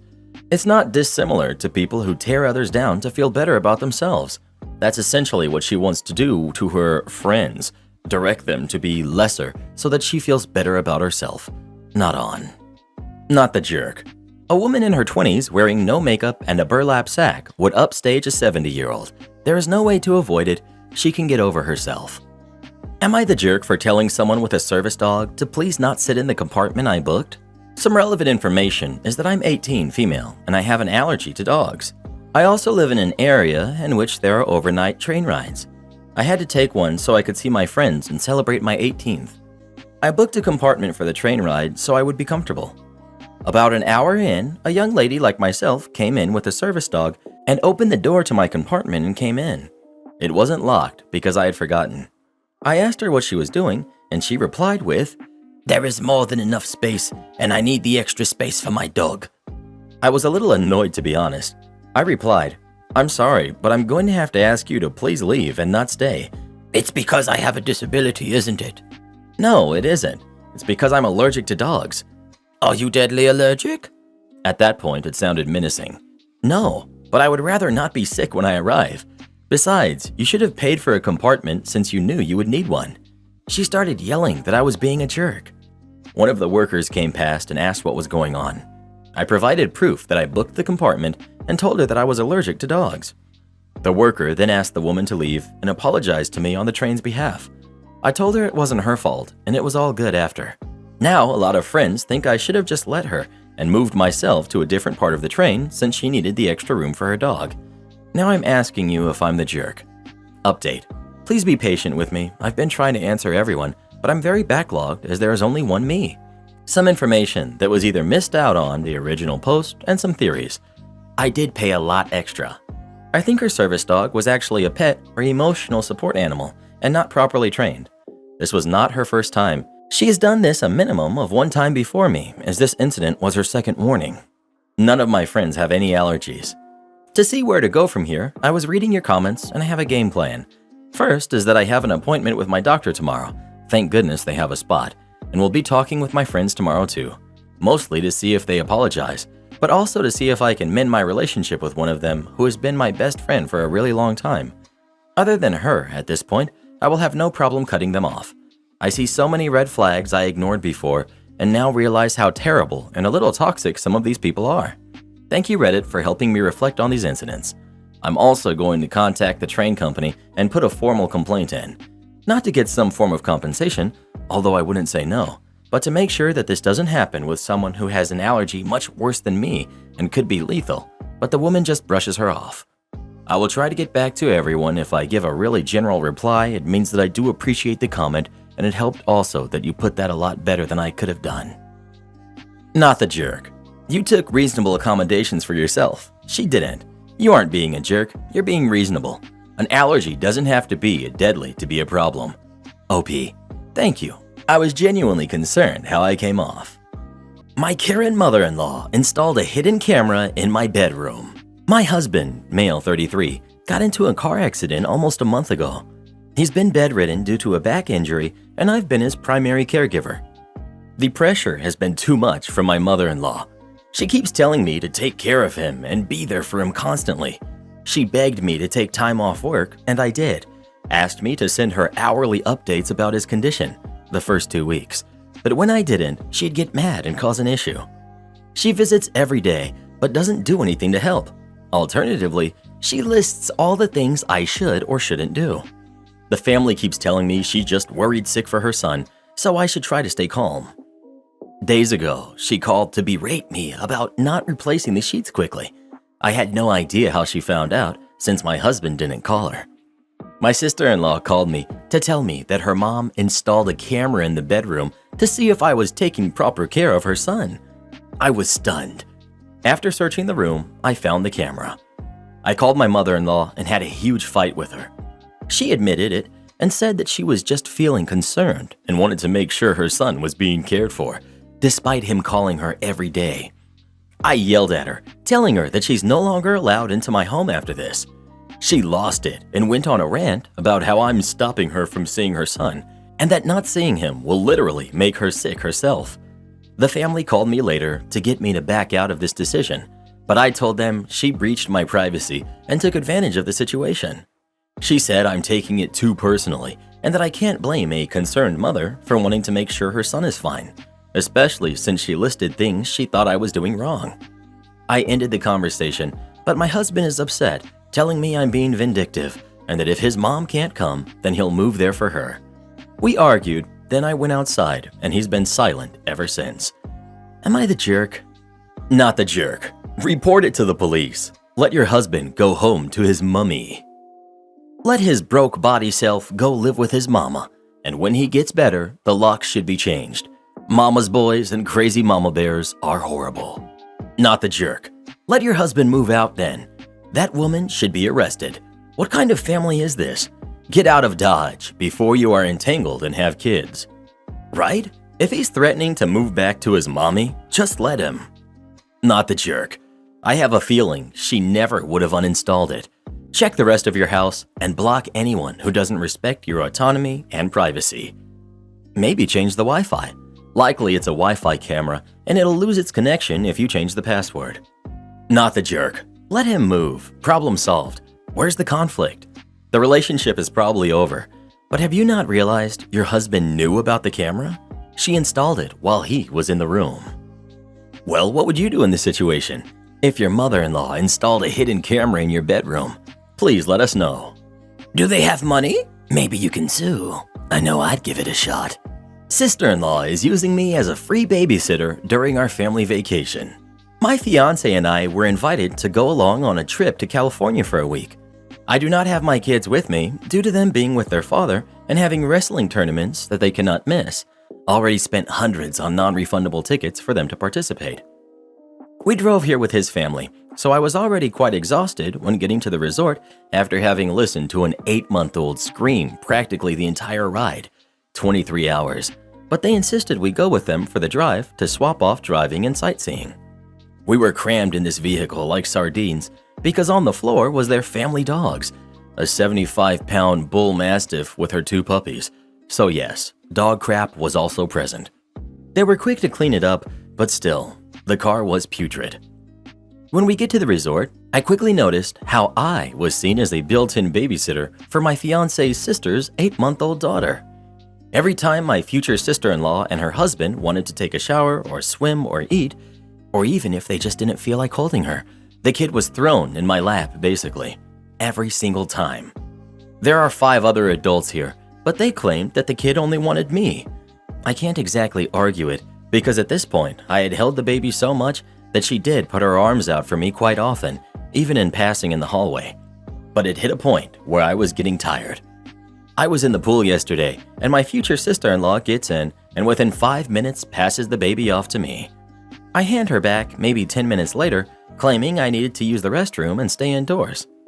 Maybe 15 minutes later, they come inside and pass the baby off to me again, saying they need to go shower and ask me to bring the baby into them in 10 minutes. After I pass the baby off to them, I lock myself in the room and I've barely left since. My fiance comes in here a bit ago and tells me we are all going out to eat, and I told him I didn't feel like going and becoming a high chair to the baby while her parents ate. As it is, I've already held this kid more than enough and had several drinks spilled on me because of her octopus arms. He said I can't just sit up here to avoid holding the baby and that I'm wasting the trip all because I won't say no. Half the time they don't ask though. The baby is practically tossed to me. Am I the jerk? Not gonna lie, I would have flown home already. Not the jerk. I was thinking the same thing. My kids would have a sudden need for me and I would fly home. She's in a no-win situation. If she says no, she will be the jerk in family lore forever. Her only hope would be for the fiancé to call his sister out hard and shame her into knocking it off. I don't know, man. I'd at least try to say no in a kind way. Sorry, but right now I really want to have some time to myself to relax. There are other people you could ask, and stay firm. Doesn't immediately make her the jerk. OP hasn't even said no once. I don't think she would be a jerk at all. I think her in-laws would absolutely see her as being a jerk. They already are so far beyond good manners with how they are pushing their daughter onto OP. They will surely get immediately offended as if OP is rejecting their sweet angel baby who loves OP so much. I'm sorry that bothers you, OP. OP is not the jerk, but she is being a jerk to herself by not growing a backbone. She would rather ruin her entire trip than set boundaries. That's on her. I'm busy swimming right now, but thanks. Maybe you should ask them if they can watch the baby while you go shower. I'm busy eating. I'm not interested in holding the baby at this moment. If I'd like to hold the baby, I will let you know. No thank you, I'm good right now. I love the baby, but I'm all babied out right now. Maybe some other time. Stop accommodating it. You're just as much at fault for not declining as they are. They've set the precedent that you are happy to hold the baby all the time because every time they pass the baby off to you, you accept it. Well, who do you think is the jerk? OP or her in-laws? Please let us know. You have to be firm when dealing with entitled parents. If you're not, they'll use you for whatever you're worth to them. Am I the jerk for telling my sister I don't care what happens to her baby and she would be an awful mother? The title sounds literally awful, and I feel awful. I'm 17, female, and my sister, Veronica, who's 19, accidentally got pregnant. I think having a little niece or a nephew would be nice, but whatever Veronica wants to do is fine by me. She decided to keep it, and my parents are beyond ecstatic. Veronica and I aren't close. She was barely home growing up, and my parents both left for work at 6 a.m. and got back just in time for dinner. I basically raised my little siblings, who are 11, 14, and 13. Me and my little siblings are really close and spend most of our time together, but Veronica always relied on friends. Veronica tries her best to disturb peace in the family, causing fights with my sisters over little things like spraying too much perfume or commenting on their looks. But whenever we fight with her, she threatens to not have her kid, as if we are going to drop to our knees and beg her not to. My parents protect her in every fight, and they think she can do no wrong because she is blessing them with their first grandbaby. Over the past few weeks, I've been working hard to buy a gift for my little sister. Just an expensive perfume she wants, which was about $110. Expensive, I know, but she was really wanting it. Not even 2 days into her having it, her and Veronica got into a fight over God knows what. Veronica took the perfume and a few other of her belongings and threw them off the balcony. This upset me so much, because not only did I spend so much on that, but also that was my little sister's stuff that she valued. My little sister was crying while my other little sister was consoling her. Veronica was staring at her with a smirk on her face, as if she was proud of being a fully grown adult and destroying a barely teenager's stuff. I went absolutely crazy on Veronica, essentially telling her to go forget herself. She started saying, I dare you to hit me. I'll get rid of this baby. I don't give a hoot. I was confused, as this had nothing to do with her kid, and I said, I don't care what happens to that thing. You'd be an awful mother anyways. My parents came to her rescue and told me to either get over myself or move out. So I said, okay, and went to my boyfriend's house.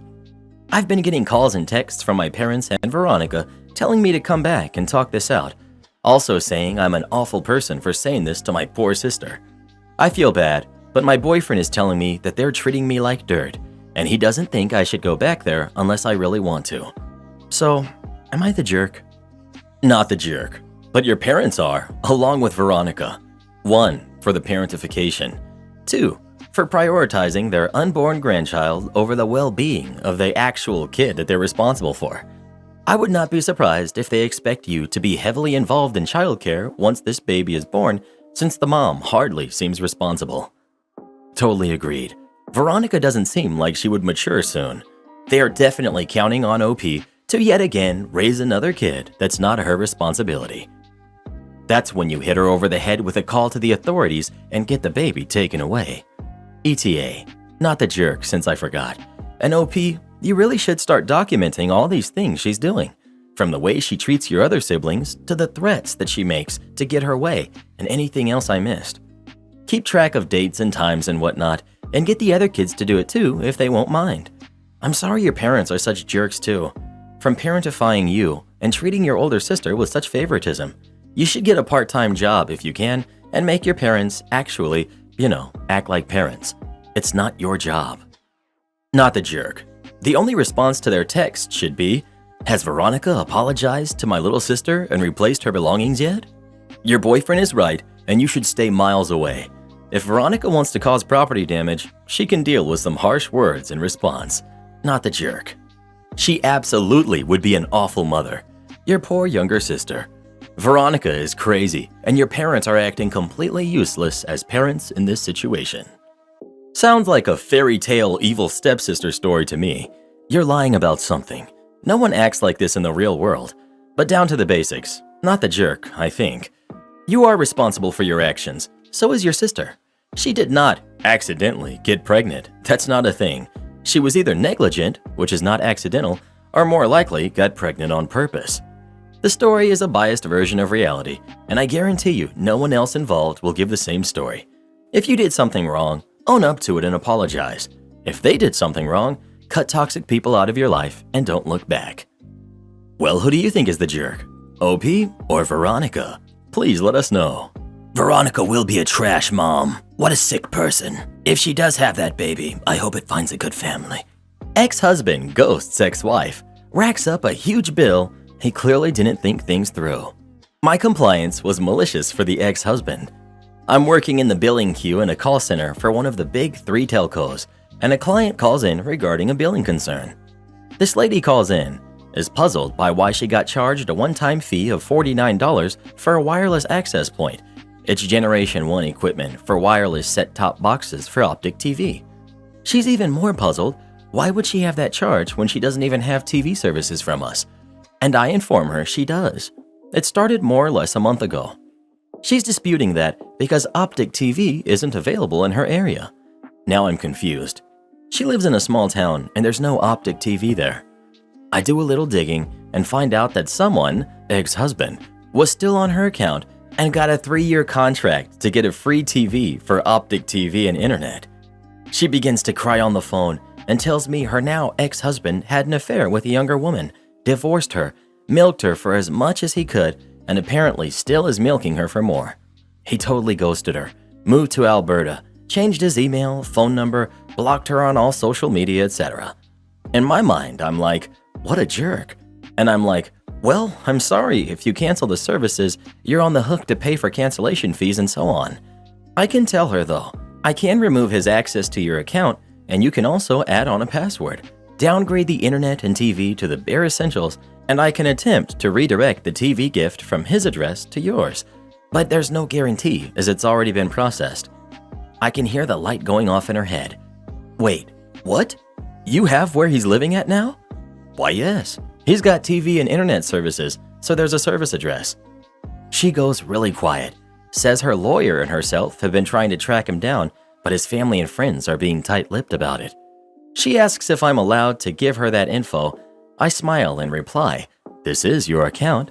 You have unrestricted access for service address, phone numbers, emails that your now ex-husband provided to us to get hooked up. She asks, can I give her his new address, his new cell number, and the second number left on the account, presumably the new woman, and contact info over the phone right now.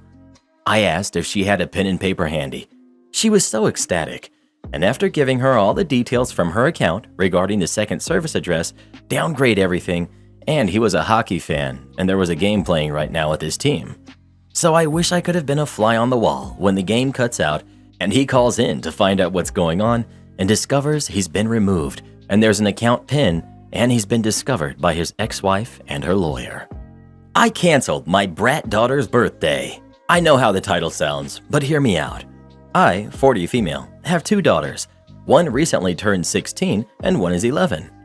My 16-year-old, Fiona, is very into fashion right now. She loves to watch Project Runway, RuPaul's Drag Race, basically anything to do with fashion. For her birthday, my husband, who's 44, and I bought a rather pricey sewing machine for her. We agreed that although this would be an expensive purchase, it was one that Fiona would really enjoy for her 16th birthday. 2 weeks before Fiona's birthday, my youngest, Kathy, was running to me sobbing. Her beloved American Girl doll was missing. I tried to calm her down while my husband looked around the house. A few hours later, Fiona arrived home after shopping with some friends. I told her about the situation, and Fiona promptly said, "Oh, that old thing? I sold it." If ever there was a record scratch in real life moment, this was it for me. Fiona then told me that she needed some money for a new spring wardrobe and didn't think Kathy would mind since she rarely plays with that thing. It just sits there creepily in whatever outfit she puts it in.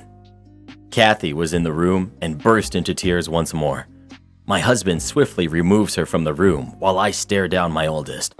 Fiona had this almost sly smile on her face before telling me, "I know you're going to say to return everything, but almost all of the clothes were on final sale, so I can't."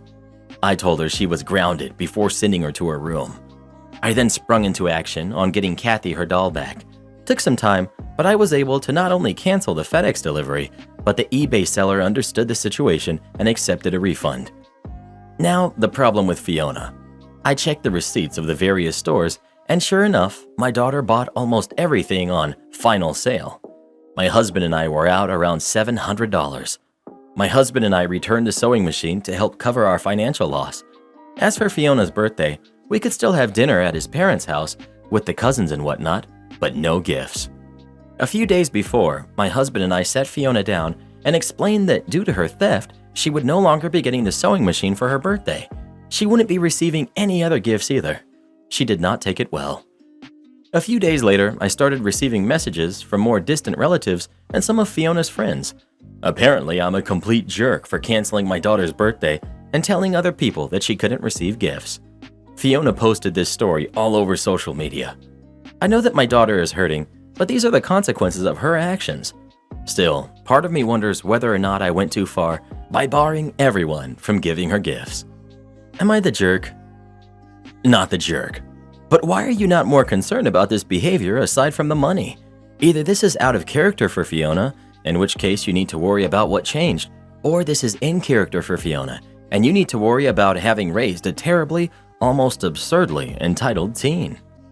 OP. This is very out of character for her. I was worried that my husband and I went too far in the punishment, which is why I wanted a third-party opinion. With respect, I suggest you revisit the out-of-character assumption after you have talked to your other daughter. I grew up with a sibling who had our folks completely bamboozled and who refused to believe what his character truly was, even when confronted with evidence. Sometimes it's hard to rationally assess people you love. But look at this field of red flags. Your daughter stole from someone younger and weaker, something she knew was important and expensive. She secretly sold it and used the proceeds to buy things she knew could not be returned. Her initial response was to preemptively inform you, with a sly smile, that your options for enforcing restitution were limited. Her secondary response was to go public and control the narrative, not to apologize and try to make amends. This is not normal. That requires planning and cunning. That is approaching personality disorder behavior, and it would be in everyone's best interest for you to seek professional help rather than being like, "I just don't know what's gotten into her." Exactly. She didn't sell something she had. If she's so into fashion, she could have sold her clothes on Poshmark or wherever. Selling an item on eBay takes time and thought. She purposefully did over her sister and purposefully purchased things she knew couldn't be returned. Also, I would argue her new spring wardrobe is her birthday present. You did give her something since you aren't forcing her to pay the $700 back. Your daughter is the jerk. You're not. Not the jerk. You're being nice for allowing the dinner still for her birthday. I doubt the people reaching out to y'all know the full story. OP. I've explained it to a few of them, but many still think that ordering others to not give her gifts was overextending my parenting power. Needless to say, I now know which relatives to avoid. Well, who do you think is the jerk? OP or her daughter? Please let us know. I'd make that brat get a job and pay you and your husband back, $700 is a lot of money. What happens when an engineer's management is incompetent? I'm a factory automation engineer with companies like Tesla on my resume. At my current factory job, shortly after I joined the company, I solved a problem that one of our processes had been having for literally the entire 20 years this factory has been standing, because my specific educational focus in engineering school was centered around exactly the kind of problem this process was having. I had the permission from my direct supervisor and production management to implement the fix for this specific factory line. The other lines were running well enough without it, so that I didn't feel it was necessary to apply it across the factory. It was just this one line that ran like crap for whatever reason, so I fixed the problem I saw. I did this for about 6 months and managed to fix problems with literally dozens of different processes across the factory. All the while, I had no idea that there was a rule determined by our corporate engineering manager that all factory processes had to run on the same set of control parameters, and that we were forbidden from changing the parameters that I had been running around changing.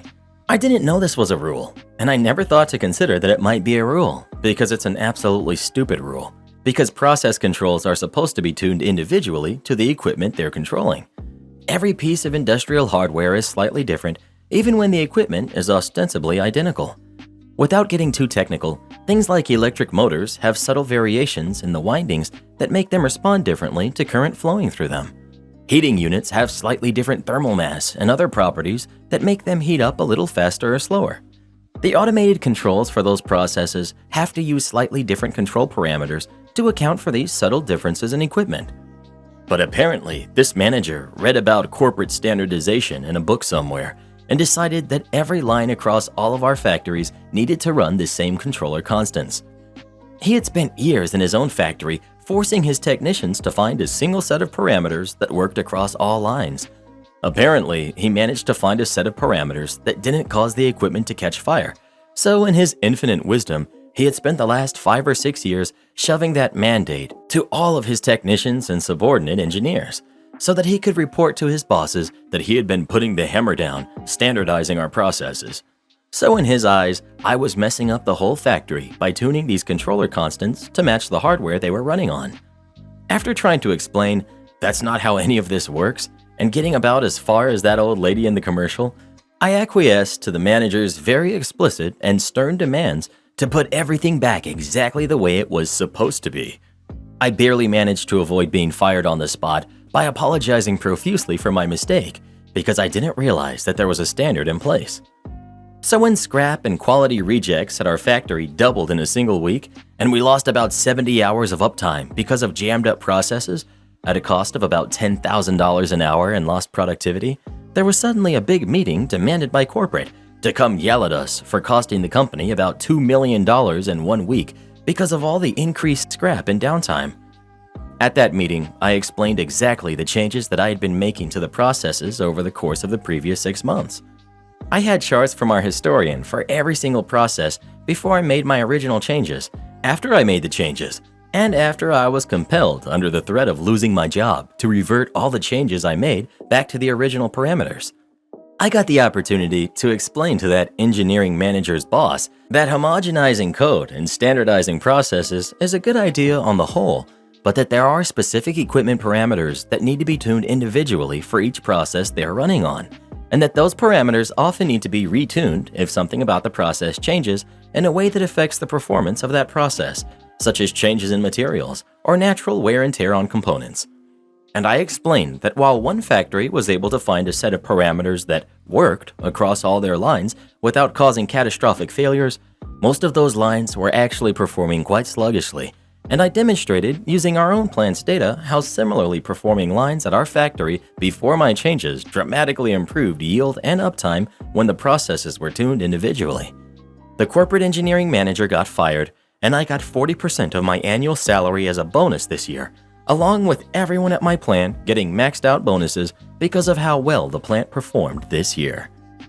District manager wanted us to treat customers like our best friend. Okay. Retail time. Those were the days. I worked in the number 3 office supply chain in the country. Small flex, as there were only 3 office supply chains at the time.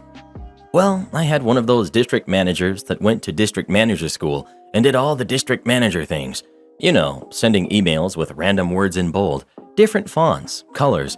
His emails read like William Shatner having a stroke. The dude was a company man, read over enthusiastic. Corporate had released a new policy about how we should set the standard for customer interaction. Don't just say hi or welcome to when a customer walks in, but treat them like you're happy that they're there. Expressed interest in them on a unique level. If they're wearing a sports team hat and you know the team, say, "Hey, great game last night, right?" The general idea was to personalize the experience.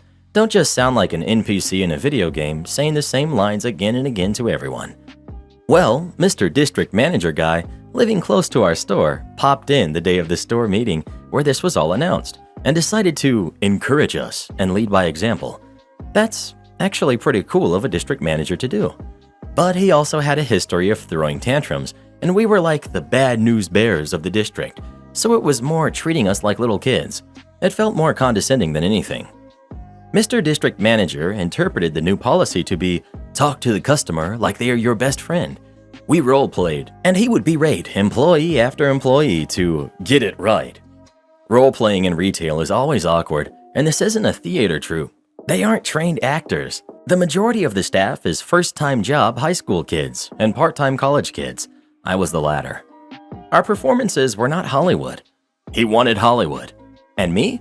I'm a sarcastic clown who loves having a little fun, the kind of guy that practices making ridiculous faces in the mirror so I can try them out on unsuspecting friends later. I love an audience. Don't give me an excuse to be ridiculous. So the store opens at 8 a.m. Customers start coming in, and Mr. District Manager is still there, watching our performance and rating us, but not being as loudly snide in front of the customers. Finally, it's my turn, and he's, once again, repeating out loud, "Remember, you need to treat the customer like you would treat your best friend walking into your house." I recognized the customer who walked in, an old guy in his 60s we gave the nickname of Reno, and I know he heard every word Mr. District Manager said. Reno is one of our favorite customers. You're about to understand why. Reno walks right up to me. I say, "Hey dude, what's up?" Reno says, "You know man, same crap different day, right?" I say, "Tell me about it. My district manager has been a real pain in the butt lately with some dumb new idea that's probably going to blow up in his face." Reno laughs. "Sounds about right. Hey, I need to get some folders for a presentation for the condo association. Know where those are?" I say, "Back of the store. Find them yourself, dude. I'm not your servant." Reno says, "Fair enough. Think your manager buddy has figured out how stupid this is yet?" I say, "I don't know, man. He's not that bright." Reno laughs, loud as he is prone to, and takes a step to my district manager, gives him a big slap on the arm, the kind that ends with his hand gripping the arm high up by the shoulder, stares him in the eyes, and gives his shoulder a small shake. "I think he'll figure it out. He doesn't want to make the store's best customer angry," and Reno walks off. Mr. District Manager is beet red angry. If he were a cartoon, there would be steam. He breathes and practically hisses through clenched teeth, asking, "Just what the heck was I trying to pull?" I try my best, Joey from Friends. "What? You said treat him like my best friend, and Reno practically lives here." I got written up again that day. #worth it. So many times I should have been fired from that job. Also, this was like 2004, so obviously I didn't get the word-for-word banter perfectly memorized. But that's the kind of guy Reno was, and that's the kind of employee I was, and that's the setup we were given. Am I the jerk for calling my fiancé entitled over a wedding planning dispute? I just got engaged to Anna, and we are in the very early stages of wedding planning. We can afford to pay for it ourselves, but it will be a small DIY wedding. I knew that my parents were going to offer to pay because I'm the last to get married, and they paid for both of my siblings. Anna and I have talked about my parents' money before, and mutually decided that when they offer to buy us a house, not trying to be an entitled jerk, but they bought both of my siblings a house, we are going to decline because it comes with strings attached. My mom drops by whenever she wants. My mom makes executive parenting decisions for my sister and sister-in-law, and Anna and I don't want that. We had dinner with my parents recently, and my dad offered us $70,000 for the wedding. I saw Anna's eyes light up. I asked what the strings would be, and my dad said we would have to let my mom help plan, invite a certain number of their friends, Make sure the food included things they liked, and if he was spending that sort of money, it wasn't just for us. His wife better be happy. I told Anna it was her call. Anna got upset and said no to the conditions, which I was fine with. Anna then said my parents are selfish, which, okay, fair enough. Then she started to beg for the $70,000 without the strings. My dad said that was out of the question. She kept it up, so I changed the subject. The next morning, she told me she was going to call my mom and try to convince her to drop the conditions. I told her that she was being entitled and they have the right to give conditions. I wouldn't personally do it, but I think it's their right. I told her that if she called my mom, it would embarrass me because of the entitledness. She now thinks I'm on their side, and she's deeply hurt that I used the word entitled because she prides herself on being a hard worker. My fiance demands I set up a trust fund for her kids. I'm 46, male. My fiance is 45, female, and my ex-wife is 42. My ex-wife and I are on great terms, and throughout and after our marriage, we've been creating a trust fund for our boys, who are 19 and 16, and they can do what they want with it when they're 24. I have my company that has skyrocketed since I started it over 25 years ago due to the need for it in the technological world, and it is branched throughout the US, so our boys and my ex-wife have been very well off, and they'll all be taken care of if I pass since I don't plan on changing my will yet. Everything goes to them. Our sons are very much interested in taking over the company, and they're both working part-time in the lower jobs to be able to get a feel for the company. The oldest is currently getting his degree, while my youngest is working hard in private school. Now my fiance also has two boys from her last marriage, who are 20 and 18, and she has never been on good terms with her ex. She was only married to him for about 4 years and then became a single mother working various jobs, and her boys usually stayed with her mom.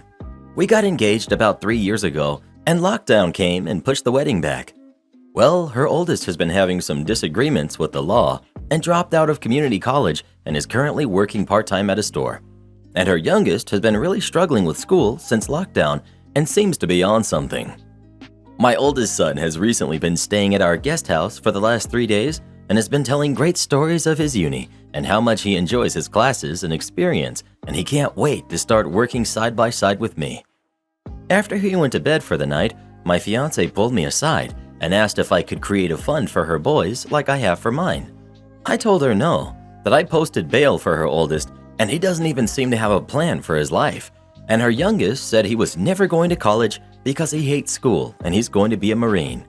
She got upset with me, saying that she wasn't able to provide for them like I have for my boys, and they were given different tools for success and it wasn't fair, that they'll be my stepsons and I need to step up to the plate. I told her they're adults now, and they're more than welcome to get a job at my company and we can go from there. But she got even more upset and told me I was a jerk for not taking care of them and hasn't talked to me since. So Reddit, am I the jerk? Edit. I don't plan on changing my will until I'm married, then I'll add my fiance. She has also signed a prenup too. Yes, prenup and will are both ironclad and bulletproof. They've been reviewed countless times by 3 different attorneys, multiple paralegals, and other workers too. Also, I met her sons for the first time when we were dating for 8 months, and that was a very quick meet and greet lunch. Her kids lived with their grandma throughout the rest of our relationship and even during our engagement. I've only met them a few other times that I could spare because I was very busy then with work and my own sons' lives, and then lockdown hit and things just got worse. So maybe seeing them 6 times total, and those were usually just a quick hello or a dinner here and there. I had no part in raising them, just helping on bail because their mom couldn't afford it and the tuition. Her youngest son living with us is the most time I've ever seen him, and it's barely been a year at most. Her eldest lived with us for a month or 2 before she kicked him out. Edit 2. So my fiance, now life partner / girlfriend, and I have had a discussion and we're going to couples counseling now, and I've made the choice that we are not getting married anymore. We will be life partners, but nothing legally binding. She was very upset as she really wanted to be married, but she respected my decision. Also, we have also agreed that her son's welfare are her own personal responsibility, and I will split the cost with her on half of whatever she wants to help them with financially. She has her own job and doesn't want to leave it. But if they want to work for the company, then that's a different discussion with both parties. Thank you all for your advice. Not the jerk. I ain't saying she a gold digger. But in all seriousness, If they get their crap together, help them with school or with a job in the company, but no need for a trust fund. That free money with no accountability for adults you owe nothing to. This is my thought process too. Helping with the cost of tuition or assisting in obtaining a low-level position is one thing. A trust fund is another. Not the jerk. I wouldn't necessarily say gold digger, but asking a lot for sure. Then getting upset when OP says no made her look even worse. Both of her kids are adults and seem to be behind a bit in life, but a job at the company sounds like a good compromise. OP is reacting and responding appropriately in this situation. Not the jerk. You're not even married yet. Make certain your prenup is valid. She might be a gold digger. Do not count on your kids getting money if she is executor. OP. My sister is my executor, and if something happens to her, then my oldest son is the backup. Well, what do you think? Should OP set up a trust fund for his fiancé's sons or not? Please let us know. Nothing better than free money from a rich guy who marries your mom. I dropped my sister's kids off at a daycare and made her pay for it. I'm 19, female, and my sister, who's 25, asked me to babysit for her. Her kids are 4 and 6, so that she could go to a friend's party. I told her I can't do that today. I had an exam that I had to be at college. I can follow some classes online and have occasionally babysat while listening to lectures. The day for which she needed a babysitter came. I answered the door in the morning and the kids were on my doorstep and my sister was driving off. She just left them with me after I said I couldn't stay home that day. I called a friend that owns a small daycare. She told me I could drop them off there. Thank goodness. I gave her my sister's contact info and told her to keep me updated, and I texted my sister about what happened and gave her the address and the phone number. I picked the kids up from daycare since my sister wasn't answering her phone and fed them. She picked them up at 9 p.m. and was absolutely livid that I left them with a stranger, that it was irresponsible, that something could have happened, etc. I told her that she knew I couldn't babysit that day and that she could have picked them up if she wasn't comfortable with that since I texted her the address. She told me I should have just skipped the exam and retaken it later. I thought this was a reasonable thing to do.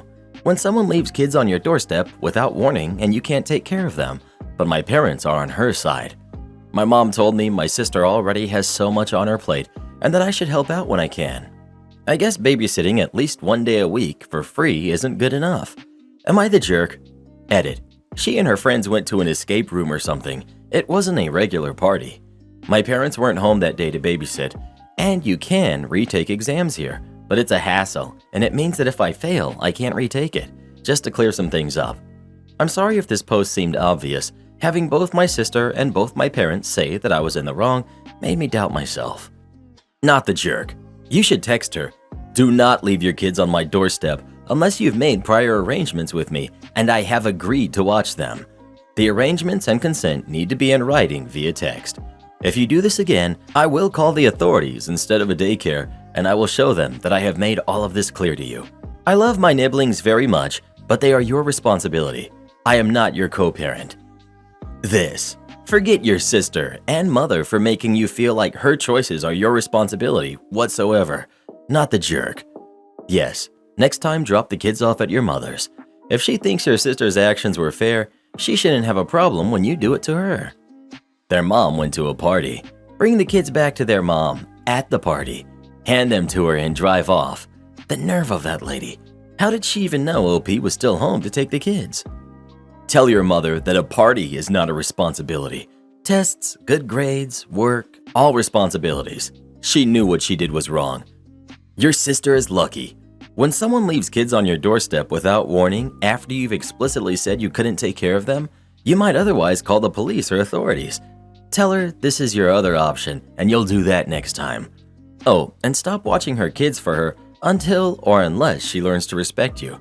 Maybe not even then. I can't get over the part about her just driving off and then not accepting your calls too. What if you were already gone for the day? Now she's left the 4 and the 6-year-old outside alone for over 12 hours. What was she thinking? Not the jerk times 1,000. I Uno reversed a malicious compliance. This happened years ago when I used to work at an office as a front desk one summer during college. A video I saw today just reminded me of the incident. One day, this lady came in to pay a fine. She was very rude and angry about her fine, I don't know the particulars because all I did was work the front desk. She decided to try a little malicious compliance. Her fine was about $250, and she said she was going to be paying in quarters. I knew I had to comply since we're supposed to accept any legal tender.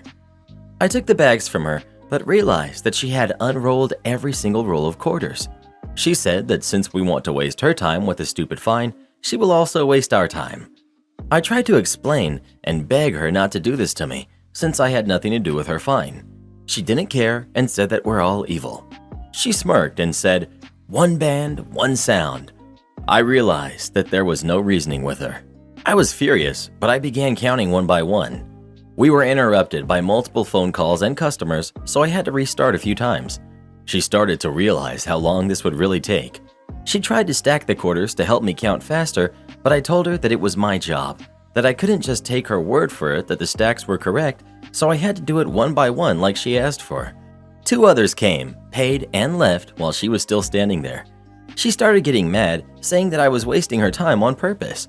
I told her that we don't have a coin counter, so this is how long it would take. She threatened to call the police. I told her to go ahead, that I'll have to restart when the police get here so I can be sure to get an accurate count. After someone else came and left, she finally snapped. She whipped out her credit card and paid. As she was leaving, she snatched one of the bags off the counter, but the handle gave way, spilling all the coins all over the floor. She scooped up what she could, but left a good chunk. I told her she was littering, and she lost it on me. I got a broom and swept up the coins. There were about 192 quarters on the floor. When I was leaving work, I found some more in the parking lot. It wasn't a whole lot of money, but for a broke college student, it was great. Am I the jerk for telling my boyfriend he ruined our date? I, female 21, and my boyfriend, male 23, of 5 years, went to our favorite restaurant a few weeks ago. The meal was great, and we both really enjoyed ourselves. It was perfect, a completely perfect dinner. I paid the $60 check, and we went out to the parking lot to the car. I live in a huge college town, along with that Saturday night being a senior ball, so the town was busy. We get back to the car, and the cars surrounding. It was parked exactly the same as they were when we went in. There were cars to each side of his car, along with a truck parallel parked behind him, at least 2 car lengths away. In front of him was the wall of the restaurant, and behind him was the roadway and the parking lot, then the parallel parked truck at a distance to clarify. He starts to back out of the space, and after a few tries, he says he can't do it. I say instantly I can spot him so he can get out. He says no, and that it won't help him because the truck behind him wasn't there when we pulled into the spot, and he was scared of hitting it. It was there when we pulled into the spot. He also added he doesn't want others to see me spotting him like he can't handle his vehicle. I say okay, I'll go into the restaurant and find the owner of one of the cars and ask if there was any way they could move it so that he can get out. Didn't want to, but it was the only choice. He says no and kind of flips out, throwing his hat and sunglasses into the dash in frustration and also flooring it as if he's going to hit the building, then slamming on the brake before he does. He calls his parents, screaming about not being able to get out of the spot, and even locked my door when I tried to get out of the vehicle to go get someone else to help spot him. Also, when he is on the phone, the owner of one of the neighboring cars comes outside. I try to tell him that we can talk to her, but he ignored me and kept complaining to his parents how there was no way we were getting out of the spot. The owner of the neighboring car gets in another car and leaves while my boyfriend gets off the phone and says, "Guess we're stuck." The screaming and me begging him to just let me spot him continues for 20 minutes, and he makes a few jabs that I don't have a license, so I wouldn't understand how he feels. At that point, I was really upset and in tears. I had just taken him out to dinner and spent a pretty good amount of money for him to act like this. Finally, he lets me out of the car to spot him, and within 2 minutes, we're out of the spot. Later that night, I told him that he ruined the night and the dinner I paid for absolutely no reason. I also added that he always has to find a way to destroy any date or thing in general that I want to do just because it's not something he picks. He said what happened was my fault because I should not have spoken to him because it made him feel more frustrated when he was trying to find a solution to the problem. Am I the jerk here? Not the jerk. Red flags. He locked you in a car because he was mad? This is absurd. Then he gaslights you and says that it's your fault? Get out of here. You even paid. He had one job. Don't be a jerk. He sounds controlling and manipulative. Yeah, your boyfriend was gaslighting. Dump him and find a mature man. Yeah, one that doesn't call mommy because he doesn't know how to drive. I'm very unclear on how his finding a solution involved him calling his mommy and daddy instead of just letting you spot him or just backing the car out however slowly it took him. Like, seriously, did he want his parents to drive to the restaurant and do it for him? Not the jerk. Not the jerk. As I was reading this, I was thinking of my ex. He was exactly the same. You'd essentially have to beg him to do anything other than his own plans. Then it's like he'd deliberately sabotage it in some way. He also couldn't handle small frustrations and would completely overreact. He was completely obsessed with appearing like the man, yet was happy to take my money, as he never had any and I did. Yet he gave me pretty much nothing but angst in return. What happened there is terrible. You're absolutely not the jerk. He has a massive issue with his own anger management, self-esteem, and it also seems like he has little to no respect for you. Use this as a waving red flag warning. You are 21 and can still exit this crap show unscathed. I waited till I was 23 and I had bought a house with my ex. I wish I had gone sooner. Never settle to be with someone who treats you like dirt. Am I the jerk for not wanting to teach my boyfriend how to do chores? Just as title says, I'm 20, female, and my boyfriend, 23, male, has always lived at home where his mom did most of the chores. He moved in with me a few weeks ago and asked me to help him learn how to do certain things. It started with cooking. I figured that would be one of the most useful skills for him to know. So every night when I'm cooking, he helped a bit, with me explaining why and how I do things. That has been the first 2 weeks or so. This week I told him to try himself without help. I found some easy recipes of foods that he likes and left him to try things out. Every single night this week, I've had to do a big part of the cooking because he doesn't know how to cut this, doesn't know how to do this, or it tastes better when you do it. I'm tired of it, and that's just cooking. I've been doing almost all of the other chores myself too.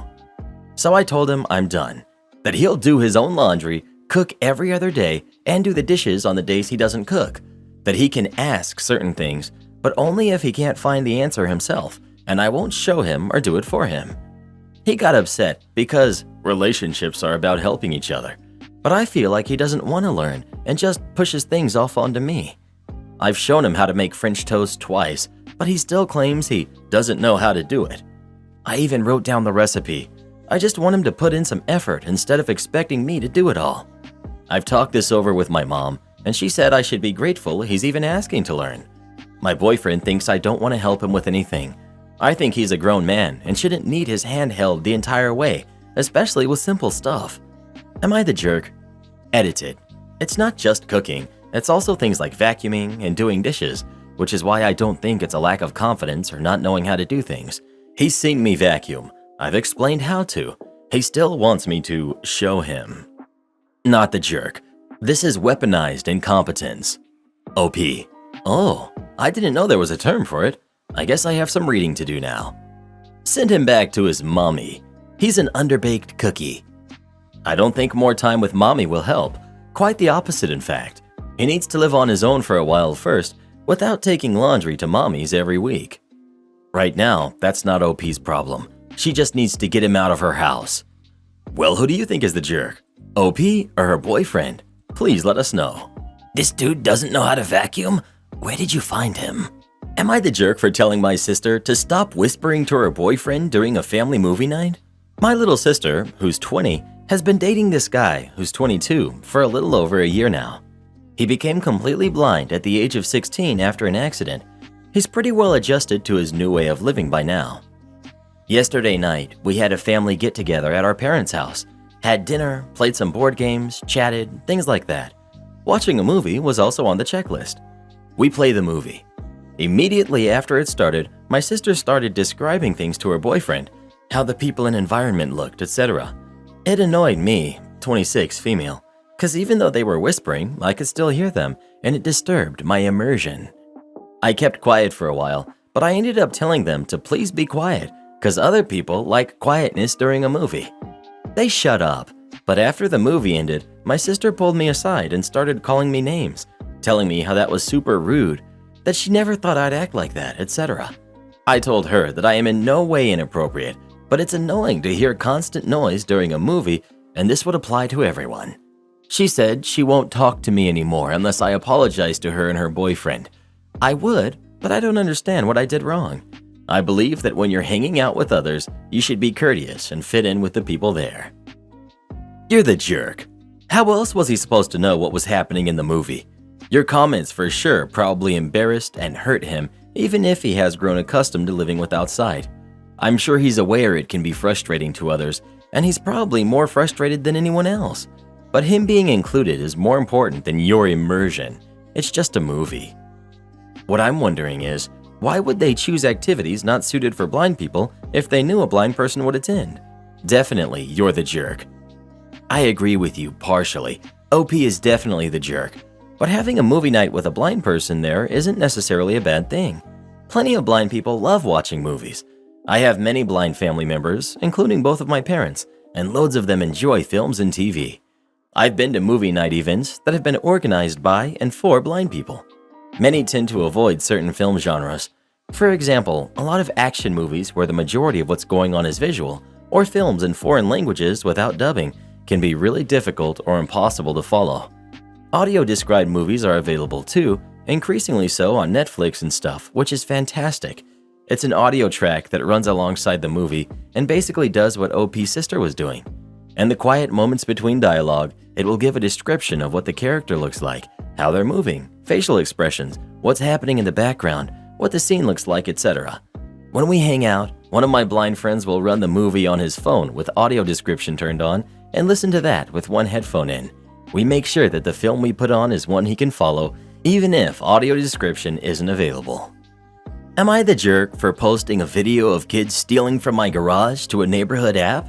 So I recently had some middle school age kids go into my garage and take snacks off of a shelf. For some context, I have 4 kids who are ages 20, 15, 8, and 5. My oldest daughters usually wait for their younger sisters to get off the school bus. You cannot see the bus stop from our front door because it's set back, so they wait in the garage. The elementary school and middle school release at the same time, so there are multiple buses dropping off various aged kids. This day, my 15-year-old was waiting in the garage and decided to go inside and use the bathroom. At 4:05, 3 middle school kids approached my garage and 2 others stood in the street in front of my home. 2 of the 3 boys ran into my garage and ran out about 25 seconds later with snack food, and all 5 kids took off running down the street. My older daughter is seen on the camera about 2 minutes later, and my younger kids get off the school bus at 4:09. I get home from work at 4:12 and my garage is closed. At about 5 o'clock, my husband calls me to ask who the kids in our garage were. I review the camera and notice that the kid who waited outside of my garage lives at the end of my street. I go outside and see that him and one of the kids who entered my garage are playing basketball in the street. I approach them and ask why they were in my garage. The kid who entered my garage said, "I wasn't." I told him that it was on my security camera. He said it wasn't him. I reminded him that he was wearing the same clothes. He tells me, "Call the police then, jerk," and walks away. I return to the house at the end of my street where the mother is home to speak to her, ask her if her kid can point me in the direction of the homes of the other kids so I can speak to their parents. Her son says he doesn't know who they were, and she tells me she can't help me. So I post the video on a neighborhood app asking if anyone knows who the kids are, because I would like to speak to their parents. Many people on the app are upset that I posted the video and are saying that I'm starting a witch hunt over snacks. People have commented that I only posted it because they weren't the same color as I am, and that I have blown this out of proportion. Am I the jerk? Not the jerk. If I understand correctly that you only posted on your local neighborhood app, people upset probably know the kids or are related to them. It takes a community to raise a society, and middle school kids are old enough to know that this isn't cute or just kids being kids. Am I the jerk for ruining my friend's dinner party because I didn't like the food? Excuse my English, as it's not my first language. Some backstory. I, male 27, am a picky eater. Always have been, maybe due to my clinically diagnosed ADHD. Growing up, my mom did her best to cater for my needs. I like a lot of her things, but I hate some textures and some methods of cooking. So since I was 13, she taught me how to cook for myself, and at 16, I was fully independent when it came to food. Now to the main issue. My friend, 26, male, let's call him C, is dating this girl for about 6 years now. She is a chef and C is boastful about her culinary skills and always says she can make a picky eater like you eat everything. I saw what she usually makes and it does look nice, but my problem boils down to texture issues. Last week, C had the brilliant idea to invite me and my significant other plus 2 other couples to his dinner party at their house. I immediately shut down the invitation because I knew how it would end. He insisted, but I assured him that I would be uncomfortable and he would put me in a tough spot. He didn't seem to budge, so I obliged. But first, I told him that if I didn't like the food, it would be his problem to deal with. 2 days ago, the day of the party happened. We arrived earlier. I asked first thing for what they were going to serve, but the girlfriend, the chef, told me it would be best to keep it a surprise. I had a terrible gut feeling, but my wife said it would be all right. Cue to the actual party. The entries were good. The main dish was painful to get through because it had a lot of caramelized onion, but the dessert was catastrophic. It had some weird odor and taste to it, some fruit I didn't recognize, and the first spoon made me gag, so I excused myself to the bathroom. When I got back after 5 minutes, the chef was crying and my wife was consoling her. Apparently, my reaction offended her. I immediately apologized without thinking much, but C said the party was over. When we got home, my wife said I should have powdered through it and shouldn't have embarrassed her. I said sorry, but that was a reflex and I couldn't control it. We didn't talk much about it after that. Yesterday, I met my friend again. We're also coworkers, and he told me that I am the jerk for how I acted and I should stop acting like a kid. I told him that I wouldn't force myself to change to please others. I have no problem apologizing and putting the issue behind us, but I don't feel like it would be genuine because I don't feel like I was in the wrong. So, am I the jerk here, and do I have to try to change? What is the best course of action? Edit for things I want to add and clarify. 1. My parents never enabled my behavior. They helped me to like the majority of dishes, but some of them were lost causes. 2. I'm now aware that my case is special and I should have held my stance, and next time there's a similar situation, I will be more careful on how to react and be mindful of my conduct. 3. I don't know the extent the chef knew about my palate. 4. I will ask both my friend and his girlfriend to meet together to clear the air, because, in hindsight, my reaction was not the appropriate one, and I hope she would understand that her cooking was not the problem. Not the jerk. You made it clear you have some texture issues with food. You can't help your reactions. That's like blaming someone for a sneeze. If anything, you're owed an apology for forcing you into an awkward situation. You apologized, which was kind, for upsetting the hostess. Your significant other and friends are rude jerks to demand you change how you process the world. Not the jerk. A chef that really wanted to impress a picky eater would have asked what flavors and textures you prefer. Maybe I'm sensitive because I have picky eaters in my family, but I know most people can't control their gag reflex. It's unfortunate, but not deliberately cruel. You do have the option of not eating with them again. It may now be your only option, and that's probably for the best. Sorry, but I have to disagree and will probably be downvoted into oblivion, but you're the jerk. What a respectful, courteous adult would have done is to politely decline dessert if you thought you may have issues with it. People decline dessert all the time. You only needed to say something to the effect that you are absolutely stuffed after the delicious dinner and had no room for dessert, but it looks fabulous, and then change the topic. This is what a polite and respectful adult guest does. Instead, you made it all about you and your food issues and probably made the chef feel absolutely terrible. Well, what do you think? Is OP the jerk or not? Please let us know. I actually got hungry when we read about the caramelized onions. Yes. Please tip your own server. This was Valentine's Day a few years ago, and I still think about it. It was a higher-end Italian place, and we were always booked on Valentine's Day. We are a bring-your-own-beer place also, which will come into play. We had a guy come in with his girlfriend. The guy was familiar because he worked in the law office near us, and he would get lunch at takeout. I was serving him, and he said he forgot a bottle of wine and asked if we had any. We had leftovers from a banquet party, so I said I could make something work for you. I went to get it. My coworker Shane overheard, so he got the bottle for me to save time since we were all so busy and gave it to me near our table. I thanked him, went to my table, and gave it to the customer. They said thank you. The bottle of wine was on the house. At the end of the night, I asked how everything was, And the guy asks how he can tip Shane out instead of me since he got him the bottle of wine. I don't think he understood why it took a few seconds to respond. Yes, Shane handed me the bottle of wine, but at the end of the day, I was your server that was giving you the free bottle. My other servers were so upset on my behalf, they have never heard anything like that and thought it was demeaning. I think the guy's girlfriend was confused too. Shane told me I should have told him to tip me extra on my card and I would give it to Shane, but Shane would have expected me to keep it all. Would love to know if anything like this has ever happened to anyone else. Very weird. Would I be the jerk for having a Star Wars themed wedding? My fiance, 26 female, and I, 27 male, recently got engaged on Valentine's Day 2021. We're hoping to get married in the next 2 years, so almost every conversation we have at the moment is about wedding planning. Star Wars has been a huge influence on my life ever since I was a kid. I've watched all the movies more times than I could possibly count, and it's something nearly all of my family and friends enjoy too. So when I was thinking of wedding planning ideas, it seemed obvious that we should be doing something Star Wars related. I've been brainstorming ideas, and I have some really great themed ideas. For example, blue milk drinks to serve our guests, hiring stormtroopers to party and dance, Jedi robes for all of my groomsmen, playing Across the Stars for the first dance. While I have more typically nerdy interests, my fiance isn't really interested in most movies or games. She's very much a typical girly girl and the type of person who has been planning her wedding since she was very young. She has some very specific ideas about what our wedding should look like, much more formal and glamorous than I'd imagined, and her vision definitely doesn't include lightsabers. The problem is that my fiance really doesn't want anything Star Wars related at our wedding at all.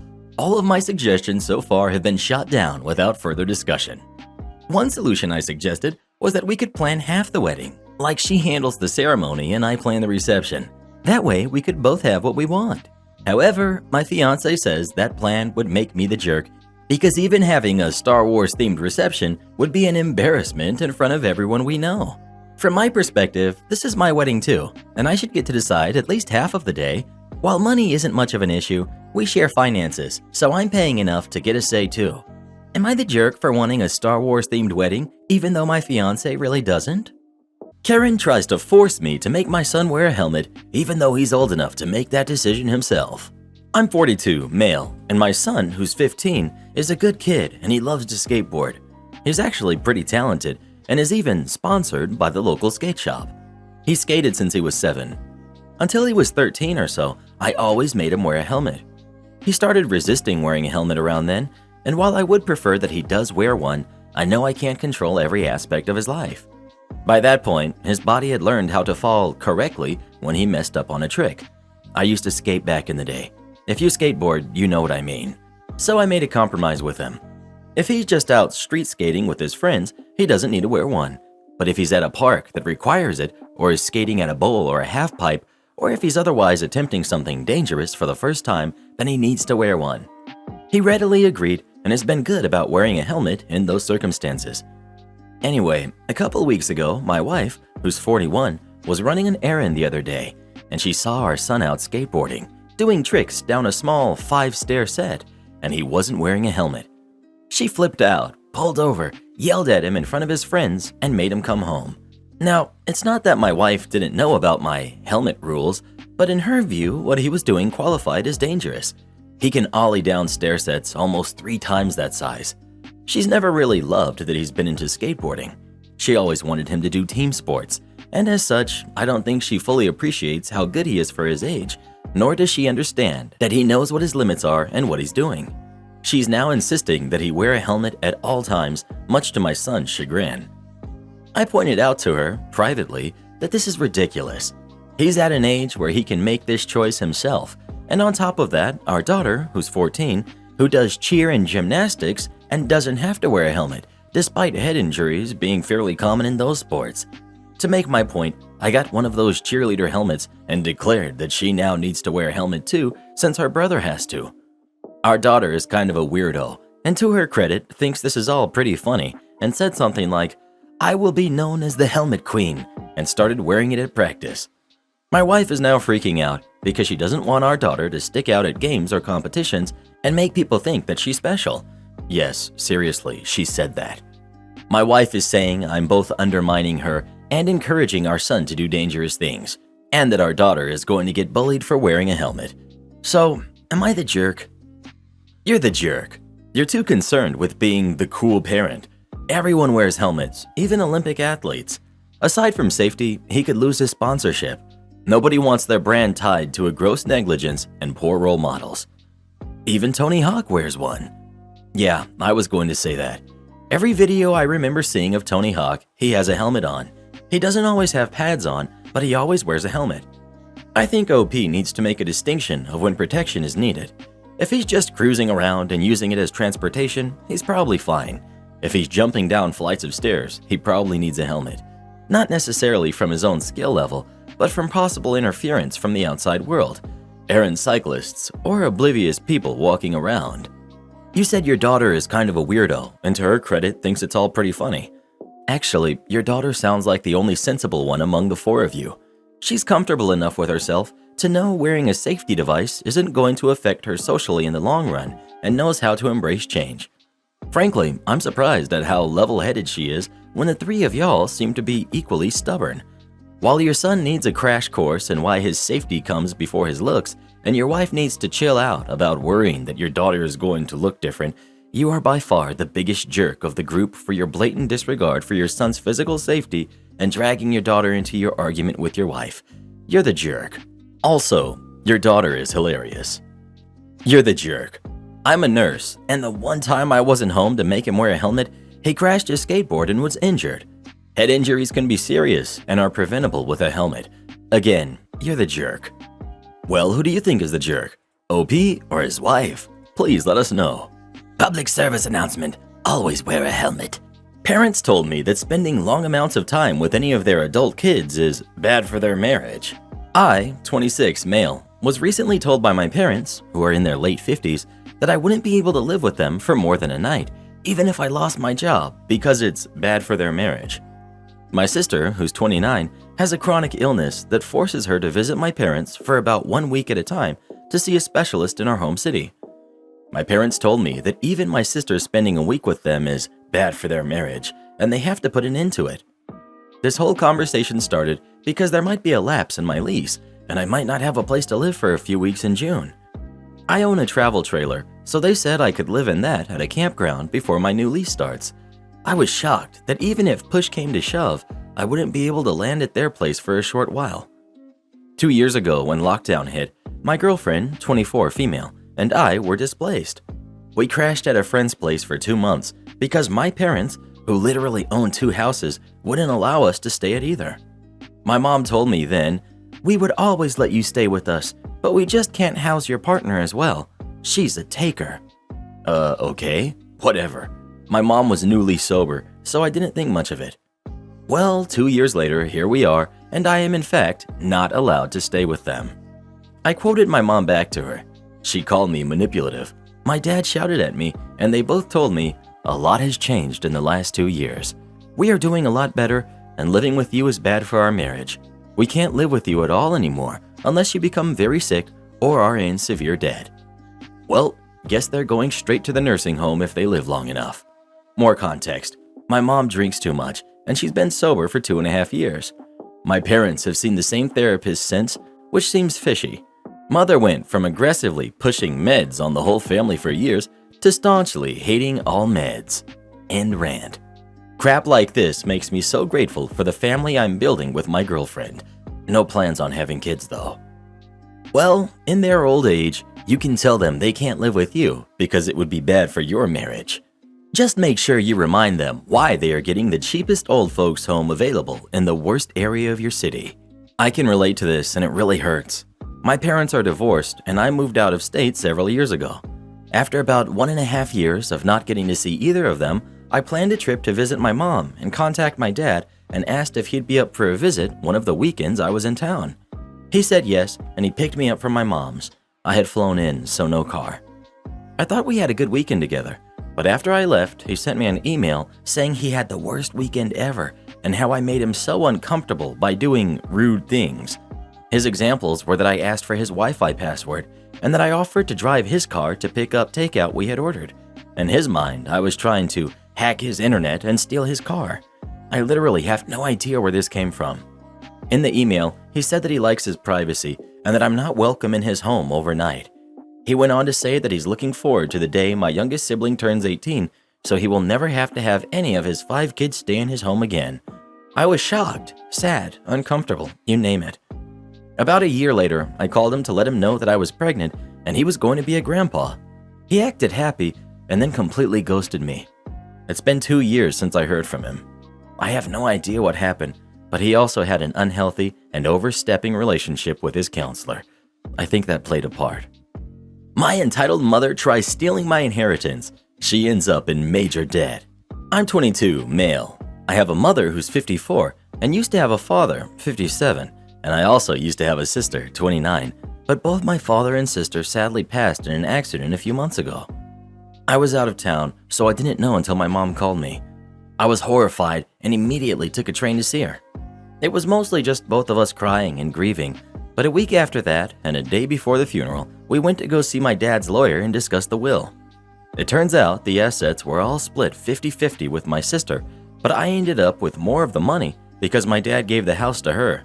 The house was only under my dad's name, so he could give all of it to whoever he wanted. Now, since my sister is gone and I ended up with everything including the house, now let me tell you, my dad was a good investor and businessman, so he was what you could say wealthy, so I got a lot. I was planning on giving the house to my mom and around 30% of the money, but when we got in the car, before I could even say anything, she started talking. The following conversation went like this. My mom, OP, you need to just give the house to me. It's mine. I live in it, and you aren't going to need it. It should have gone to me anyways. Also, he was my husband, and I deserve half of the money you got. I don't know why you would have got anything anyways, but that money was your sister's, and now it should be mine. Me. It doesn't matter if you deserve it or if it was my sister's, and now it should be yours. It's my money, and I can do whatever I want with it. My mom. I know, but I'm your mother, and you should give it to me. Me. Can we talk about this after the funeral, please? She said okay. Then we went on with the funeral, but afterwards she didn't waste any time and demanded the house and half the money as soon as we got home. I told her straight up, no, I was gonna give it to you and 30% of the money, but I don't want to anymore because you're acting like you're entitled to that money. She started screaming at me, saying that after everything she's done for me, I won't give her the money that is rightfully hers, and then she threatened to sue me. I told her go ahead, since now I have the money for it, and she doesn't have that much, and surprisingly she did. I got a letter in the mail telling me this. I immediately got a lawyer, and he said he would take care of it, and he did. I won the court battle, and my mom didn't get a cent, and actually got in debt for the lawyer fees, which wasn't much since she lost, but was more than she could afford. During this time, I actually got very depressed since I realized my mom never actually loved my dad, or at least I don't think. She only loved his money, and since my dad and sister were both gone, also while I was growing up, I was my mom's favorite kid, and I would talk to her all the time, so it was really tough after this not talking to her since I still loved her. Also, I ended up letting her live in the house, but she paid the bills and everything, and I still own it. Let me know if you think I should give her any money, or if I'm a jerk. I want to hear your opinions. Please don't give her any money. She has proven that the only thing she cares about is the money. Not you, not your dad, and not your sister. If you give her money, she will continue to need more until she gets all out of it, and then you will both be broke and unhappy. Your dad knew what he was doing when he didn't leave anything to her. He knew she would squander it. That money is for you to have a happy, healthy life. It was bad enough the way she demanded the house and half the money. Then she threatened to sue you for it and actually followed through. She's lucky you're letting her live in the house after all that. I don't think you should give her any money, to be honest. Honestly, OP says some really weird stuff here. Somehow, him doing chores as a teen is supposed to prove to us that his stay-at-home mom didn't really work that much and therefore didn't really deserve his father's money? His replies to other commenters quite clearly indicate he doesn't think much of her at all. All those trying to justify his actions and saying, yeah, but too many chores becomes parentification. Did OP say he had to do too many chores? Y'all are really reaching. In fact, OP himself says he had a good relationship with his mom, and chores are normal. In fact, she's an amazing mother if she made her son do chores and learn responsibility. and he's completely clueless to the effort she's put into the marriage and the kids. In one reply, he says she only had to cook. Do you know how much cooks are paid, OP? Do you know what they're worth? Even if that's all she did, isn't that hard work for years on end? You expect us to believe that either your father raised you and your sister completely and mom was just a prop in the corner, or that she was an absentee or a bad mom? And I still don't understand how OP's father could will away everything legally with a wife in the picture. Just doesn't make sense. With the information we've been given, it sounds like his mom freaked out. I'm sure it wasn't one tiny conversation where she said, "Give me X and Y," and OP said, "Let's talk later about this," and she said, "Give me X and Y later," and OP said, "You are being entitled. I won't give you anything," and next day she sued. There's stuff we're not being told, and this story sounds super one-sided, especially with the added comments from OP about his mom. So you're the jerk, OP, and mom's a mild jerk for being rude and entitled. I would lose it too if I gave my life to my husband and kids, and one day the rug is pulled from beneath my feet, and those I loved and cared for years suddenly don't care about me or my happiness, my safety, and everything I gave up for them. The worst thing I did was speak rudely with the poor timing because I was scared, and this is what I get in return for my son and husband? Perhaps I'm taking this personally, but this, ladies, is why you should always have a means of income. Always. Not saying OP is completely at fault or that his mom is blameless, I just don't think this is as simple as it's written here. Well, who do you think is the jerk? OP or his mom? Please let us know. Oh, I can't wait to read the comments we get about this. Should I give up my home office for my stepdaughter?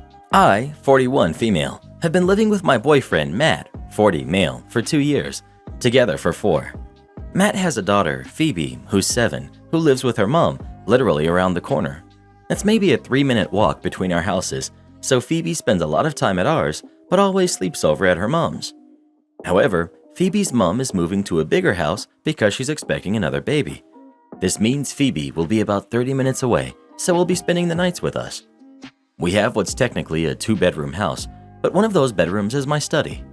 I work from home in a job with high data security requirements. Matt wants me to give up my study so Phoebe can have a bedroom. While I would technically put a bed in my study and share it with Phoebe, it would make it harder for me to work and would mean she couldn't be in her bedroom during working hours. I've suggested that either we move to a 3-bedroom house or look at converting our attic into a bedroom. Either of these options would involve borrowing money, and Matt has a near phobia of debt due to his chaotic childhood. I own our current house outright, having inherited it from my grandma before I met Matt. I don't charge him rent. We split utilities and groceries proportionate to income. I cover all maintenance costs, but he helps out with the labor. He says I'm being selfish and putting myself before Phoebe. I say he's being selfish for the same reason. Update. Wow, it's amazing how people have misread our relationship. First, Matt is not a freeloading loser. He works close to full-time as a pediatrics nurse, slightly reduced hours so he can care for Phoebe after school. Supported us for a while or so while I was getting my business off the ground, and does most of the housework. Frankly, he's a gem, and I'm lucky to have him. We sat down and had a less fraught discussion about things. He's panicking about Phoebe moving away and the impact it will have on his relationship with her. He also hasn't realized how much money my business is bringing in now, and thought I was being foolish with the amount of money I was throwing around on holidays, etc. The thought of adding a hefty debt on top of the panic about Phoebe had him overreacting. We've gone over the figures and worked out that there's a good chance I can pay for the loft conversion without having to take out a loan. If we just get professionals in for the structural side of things and do the rest of the work ourselves. We're going to get a couple of quotes and see how the numbers play out, but this is looking very likely with my office being in the loft. And for people telling me Phoebe isn't my stepdaughter, maybe not legally, but she is in every way that counts. Not the jerk. Man, I was prepared to yell at you until I learned you're willing to move to give your stepdaughter a bedroom. You aren't selfish, you're very accommodating, actually. Your husband needs to address his debt trauma and get good with buying a bigger home. Your family has needs for a larger home, plain and simple. Whoops, editing to add, you aren't married. My brain rewrote a little bit of your life story, apologies. And to be honest, I don't think you should move. I think you should convert your attic and keep letting your house increase in value right now. Same. Was totally prepared to go off on OP, but no, she's the sane one. She even had offered to move from her totally paid off home. OP, Your boyfriend is a mooch who is now asking for even more of your home for free.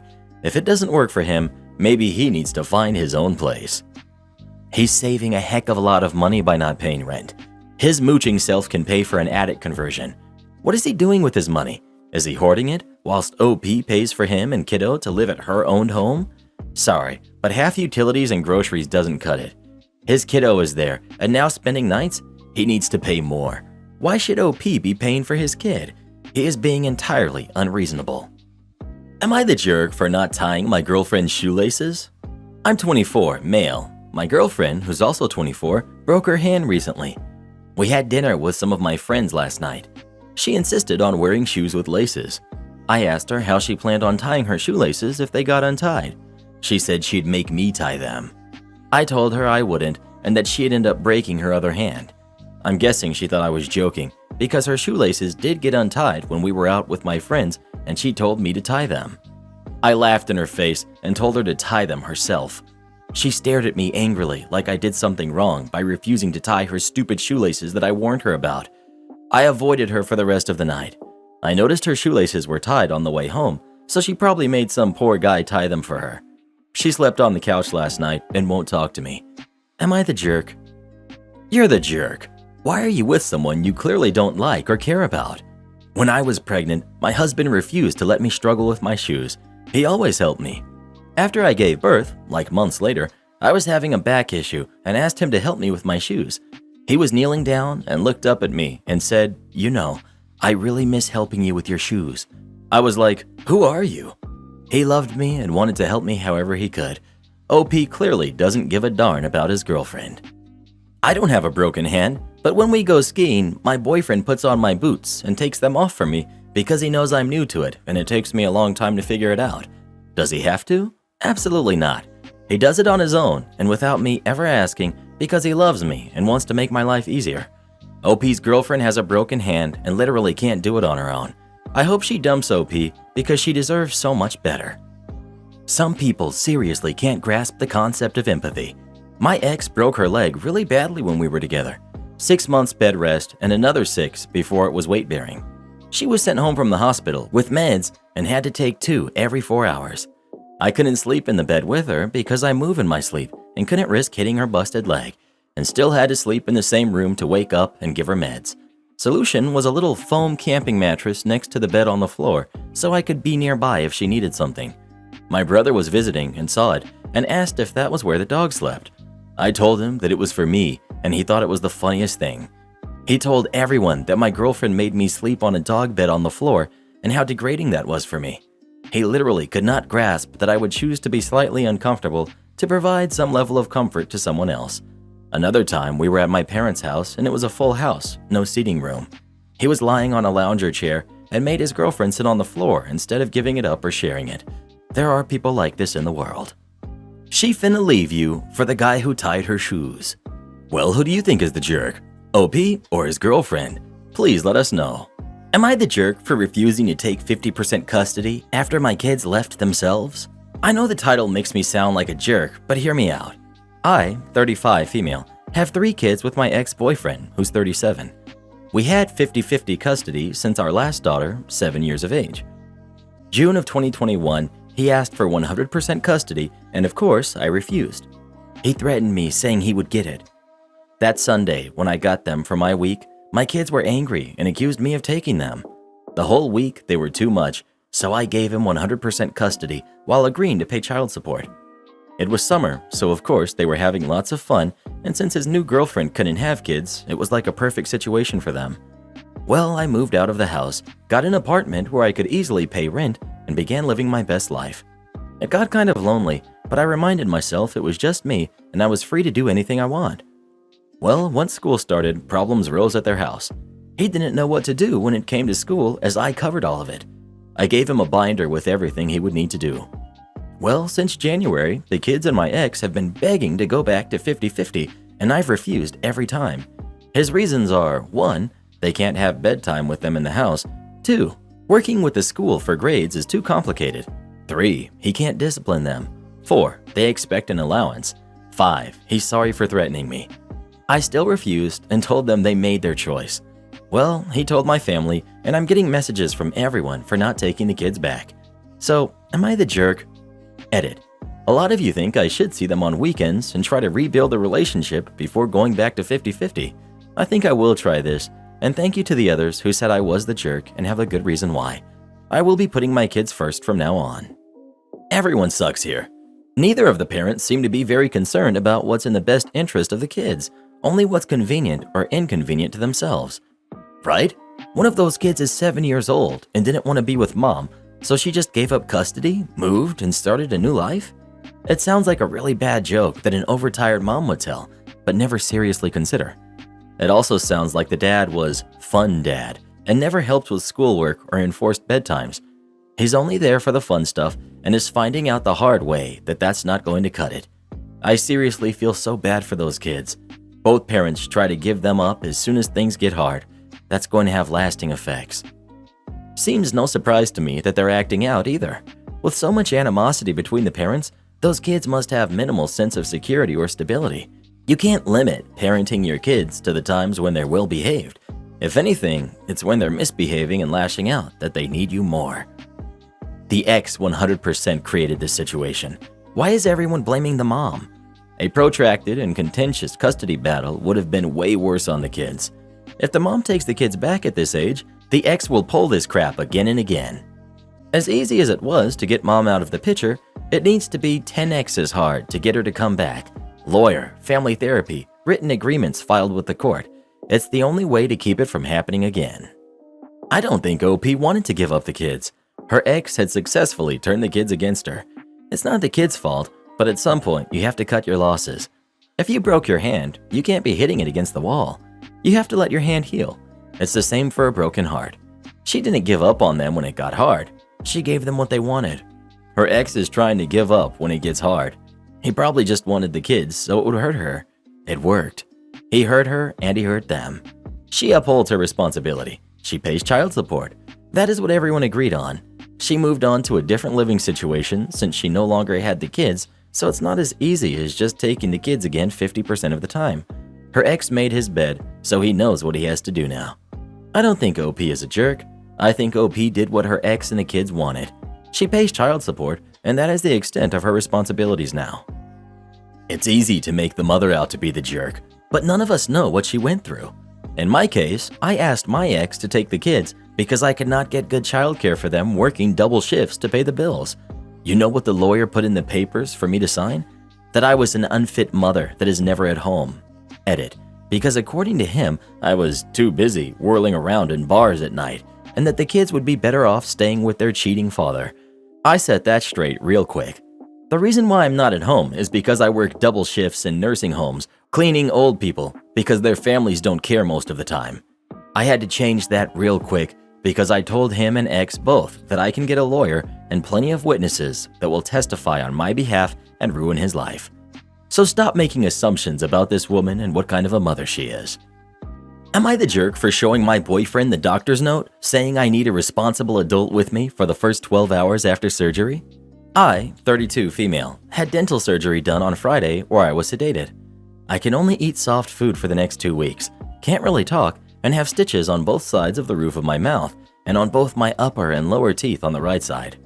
The surgeon was very clear that I was not allowed to drive myself to the appointment, and a taxi or Uber was not appropriate, as the sedation would require a responsible adult to supervise me for the day following my surgery.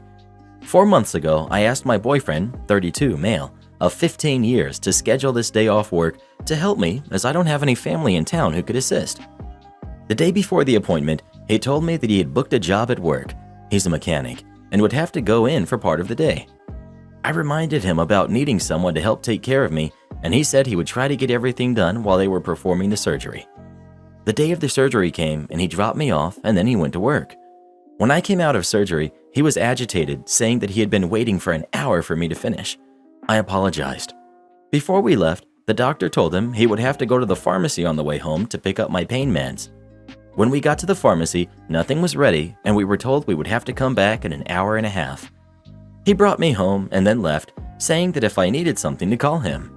I cried and begged him to stay to help me, but he said he had to go because the customer really needed their car and he didn't want to give away the work to another mechanic because then he wouldn't make the money. As background information, he's paid per job and usually makes between 65 to 80 hours each week. 4 hours later, he returned with the pain meds.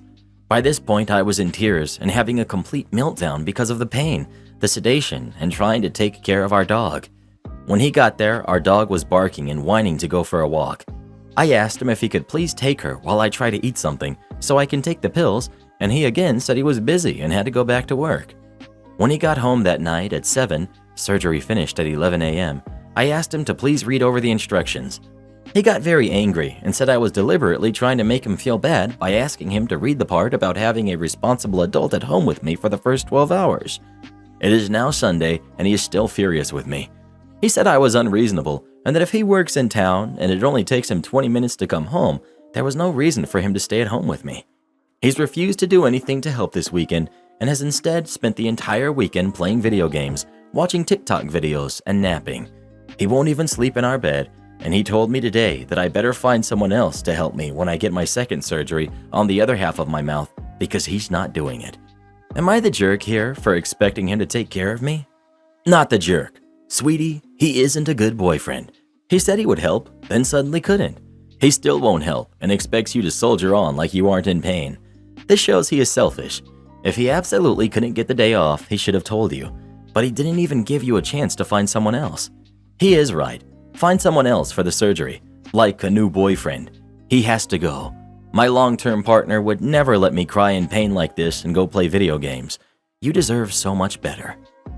Or even a good person. Why would you let someone suffer for 4 hours without pain meds? Why won't he believe you when you tell him what the doctor's instructions are? My ex and I were at the very beginning of our separation when I had dental surgery, and he still took me and took care of me after. People suck. Not the jerk, but you misread the instructions. They said responsible adult. Your boyfriend seems to be overwhelmed with any responsibility outside of fixing cars. Hope you have a responsible adult to call on.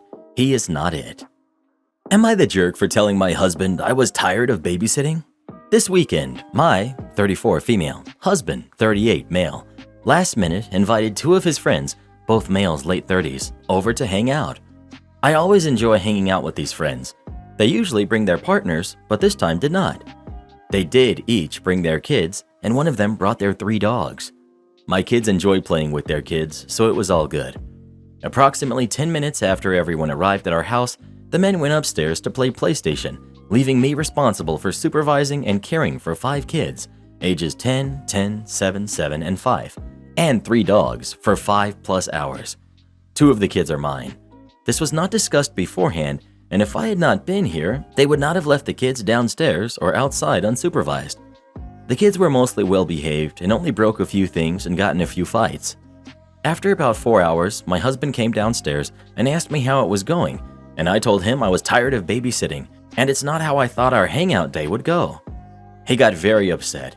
He said he never invites friends over to do this, which is true. They have never gone upstairs to play video games for hours while I watch their kids, and he felt like I was only thinking of myself. Now I feel like a jerk, and I feel like I should have just let him have his fun afternoon and evening with his friends. Not the jerk. Your husband's friends didn't need to bring their dogs and kids to play video games. The dogs and kids could have been left at their respective homes.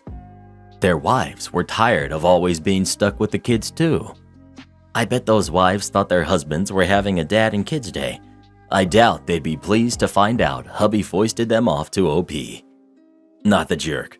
He should have asked you beforehand if he could have a special day with his friends and if you would agree to babysit their kids and dogs.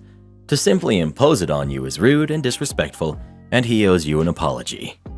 Karen mother demands the password to my safe. My uncle and my mom have been arguing over this, and I feel terrible. I don't know what to think. So my mom let me get anything under $25 for Easter, given it's on Amazon. I got a small mini ATM of sorts. It has a 4-digit passcode and makes noise when someone attempts to open it, and even louder if you fail. Plus, it automatically sucks in your money, like an ATM would. I had been looking at this for a while, saving up my allowance and planning to get it. Since it was under the price range, I asked and she got it for me. It came in yesterday and I put the batteries in, set the code, and already put the money I had in it. I get a $10 allowance, and if I do certain tasks, I get an extra $10 to $20, which is only about $10 right now. My mom asked for the password, which frankly I thought was a joke, so I told her a fake one. I just thought it was her messing with me and trying to get me to laugh. She came home today and did her inspection of my room. I've been spending the past few days working on the rest of the house, so I haven't gotten a chance to do it. I didn't think she would try anything, so I continued making myself some sandwiches for a late brunch. It was 10 a.m. I couldn't care less. Then I heard the noise it made when you failed the passcode. I tested it night prior just in case and rushed to my room. What I see is my mom trying to get into it, then turned to me and glared. You told me the password was 1234. Why isn't it working? I was confused and taken back. Like, who expects this from their mom? I got upset as well and yelled at her to get out of my room and walk away from my money. She left in a huff, and when my uncle came home, he got his ear talked off, practically yelled at for it. He says I shouldn't have lied, but I didn't have to give her the passcode. Now the two are arguing, and I feel really bad for causing it. Am I the jerk? Not the jerk at all. Your mother is angry with you because she couldn't break into what amounts to your piggy bank and steal your allowance. That's some next level jerk behavior. OP. She wouldn't even be stealing it back. It's my uncle who pays me and started my whole allowance anyways, not her. So, not stealing it back, just stealing it. Kid, you gobsmacked me. My jaw just hit the desk. There are no words I can actually say that won't get me thrown off of this sub except, your mother is queen of the jerks. May no one ever rise to take her place. It doesn't get lower than stealing money from your kid that other people have given them for their own daily spending. Well, what would you have done in this situation? Would you give your mom the passcode to your safe or not? Please let us know. I think we need to set a booby trap for next time she tries it. Have you ever seen Goonies? Entitled mom tries taking my necklace, gets kicked out of the doctor's office. For some context, since last year, I've been sick. At first, we thought I'd need surgery. However, the doctor wanted to check something out first and sent me to another doctor. After a couple months of testing, this was the last one I needed. I also had messed up my leg during this time, and it made it extremely hard to walk on my own. My doctor had suggested I buy a cane, which I did. Another thing about me, while I'm an adult, I have an extreme baby face syndrome.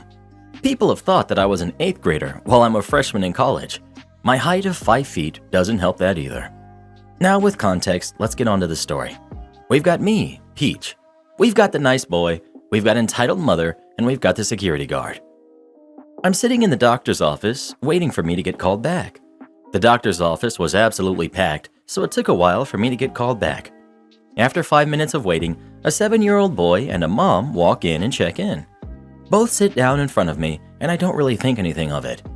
I move my cane more towards me in order to avoid them tripping and look at the TV as I wait. After a couple minutes, I hear a small voice speak. "Excuse me." I look down from the TV and see the boy across from me looking at me. Me. "Yes, can I help you?" Nice boy. "How come you have a cane?" The mother looks up from her phone and looks at me, then him. Karen. Don't ask people those questions. Me. "Oh, it's okay. I don't mind people asking. I had an injury and the cane helps me walk." Nice boy. "Does it hurt when you walk?" Me. "Sometimes, but the cane helps." I know kids tend to be naturally curious, so I didn't take his comments as rude. After he asked, we started talking about how our days were, our age, and eventually got to talking about the birds. The kid was an absolute encyclopedia about birds and told me a lot of facts about birds. One of my favorite he told me is that a toucan's skin is actually more translucent, which is crazy. Nice boy noticed my necklace, which is a metal raven, and said, "Wow, I like your necklace. Is it a raven or a crow skull?" Me. "It's a raven skull. You know a lot about birds. That's really awesome." "Yeah, I really like..." Entitled mom cut him off. Excuse me? I looked to her. She had this look of pure hate and disgust. Me. "Yes? Is there something wrong?" Karen. Why are you wearing a skull around your neck? That's kind of inappropriate, don't you think? Me. "No, it's just a metal raven skull. Nothing inappropriate about it." It's kind of evil, isn't it? What? Her saying that blew me out of the water. In what world is wearing something like a metal bird skull evil? Me. "Ma'am, it's just a necklace. It's nice. I liked it. I bought it." Karen. You really need to take it off. You're going to corrupt my son. We're Christian. Looking over to the kid, he looked as dumbfounded as I was. The boy, Mama, it's just a necklace. Be quiet. Then she tells me, You need to take that off right now and give it to me. Also, you look too young to be using a cane. You're just wanting attention. Me, taking none of her BS. Ma'am, I'm not giving you my necklace or my cane. And if anything, you're the one wanting attention, and you're ignorant for thinking that just because my necklace has a bird skull on it, that it's evil. Also for thinking young people can't have a cane just because they're young. Young people use things such as canes and walkers all the time. How dare you talk back to me? At this point, she got up and tried to grab my cane and necklace. I was ready to push her back, but the security guard who was coming inside for some water stepped in between entitled mom and me. Security guard, ma'am, I'm going to need you to sit down and leave this person alone. What? No, they're evil. I'm trying to free them from the devil. Security guard, ma'am, I'm going to have to ask you to leave. Now, this kind of behavior isn't tolerated here. But my son has an appointment. I can't leave him here. Security guard, can you call his father? If not, you will have to reschedule. Nice boy, my dad's in the car. At that point, security guard escorted entitled mom out of the building, and nice boy's dad came in to watch his son. Nice boy's dad apologized profusely for his wife's behavior and stated that she was a little eccentric. After 10 more minutes, I was called back and said goodbye to the boy. After my appointment, he and his dad were gone and I went on my way. Something that I think is funny, however, is what nice boy's dad had said regarding entitled mom. I don't even know why she said it was evil. She's not even Christian. She's an atheist. I kicked my best man out of my wedding for his gamer talk about my fiance. I, 35 male, am engaged to May, 35 female. My best friend, Andre, 35 male, is the best man. Fake names. First, details. May is a huge anime and gamer nerd. Like, huge. We're all gamers, but she has like every system under the sun and loves playing video games, including the retro ones like Tetris and Sonic. She's also into MMORPGs, like Final Fantasy, JRPGs like the Tales of series, and games like My Time at Portia and Animal Crossing. May and Andre have always gotten along, but they never actually hung out near video games together. I had him and 2 of our other friends over for a couple of beers and cigars. Andre heard May turn on her Switch, and he asked if she had Super Smash Bros. She said yes, and Andre said, "Let me show you a thing or two," in a joking manner. I warned Andre that he was going to get thrashed, to which he made the comment, "Girl gamers don't scare me." No, May did not hear him. Well, May suited up with Yoshi, and she absolutely destroyed all of them without trying. They asked her to change characters. She went to young Link, then Peach, then Jigglypuff, then Roy, and lastly her favorite character, Ness. Beat them all. Now I'll admit, my friends have short tempers with gaming. I could see they were frustrated, so I proposed we do something else. Everyone except Andre was done with the games. He proposed they play Tetris, free on the Switch and already downloaded. And once again, Andre lost. Hard, like extra hard, painfully hard. To put it short, he got completely thrashed. May won first place and 2-player every game. Andre stopped playing and they all went home afterwards, annoyed. I don't think May noticed.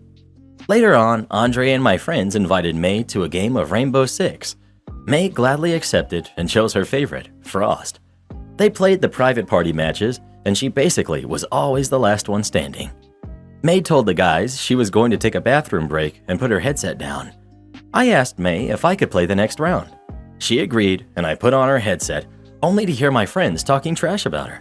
They were saying things like, "Why are girls such tryhards?" and "She's good at gaming, but I bet she can't make a sandwich." Now, they didn't know I was there, so I spoke and told them to shut up. Andre laughed and said they were just joking, and I said that's not funny, and what if May came back and heard them? He said it's just gamer talk, and I said it wasn't. Andre told me I was being a jerk and dragging down the group. He also told me they wouldn't be talking smack if I told May to stop trying so hard. Long story short, after an argument, I kicked Andre out of the wedding. I turned the PS4 off. When May asked why it was off, I said the others got off, but I didn't tell her what they said. Our friends were saying I was overreacting and they didn't mean it, but I honestly don't care. It just made me so mad. Am I the jerk? Did I overreact? Edit. I do plan to tell May what happened. This only happened last night, and she's at her mom's right now. I plan to tell her tomorrow. Gamer talk, bro talk, locker room talk. Try and associate it with whatever culture or subculture you want. It's all hateful regardless. Not the jerk. Yep, not the jerk. Good on you for standing up for her. If the bros weren't so immature, maybe they could find someone besides their moms to make them a sandwich. Bravo to you. Tell them bros to turn off mom's basement light when they're done. As someone who's been playing games all my life, there are few things I find more irritating than some absolute crap like this best man trying to associate his pathetic complaining as a standard part of the hobby. It's not gamer talk, it's jerk person talk. Well, who do you think is the jerk? OP or his friend? Please let us know. Something tells me Andre's diet consists primarily of Doritos and Mountain Dew. Am I the jerk for wanting to tell my husband's sister where he takes her son whenever he's babysitting for her? Hear me out. My husband's sister, Nicole, had a difficult upbringing. Her parents kicked her out and disowned her and cut financial support off after she refused to marry the family friend. She instead went to live with her late boyfriend, who passed shortly after their son was born. My in-laws kept pressuring Nicole to let them meet their grandkid. They harassed her to the point where she got a restraining order against them, and that's when they stopped. But they, including my husband, have been complaining about what a horrible thing she did and said that she broke the family and robbed them of their grandkid. My husband has contact with Nicole, and he started offering to babysit her son for her after she finally found a new job, and she's been grateful for this. However, he's been doing this ever since he started babysitting his nephew. He'd wait till she'd drop his nephew off, then he'd get him into the car and drive to my in-laws so that they could see him. He'd stay gone and come back 30 minutes before Nicole is expected to arrive.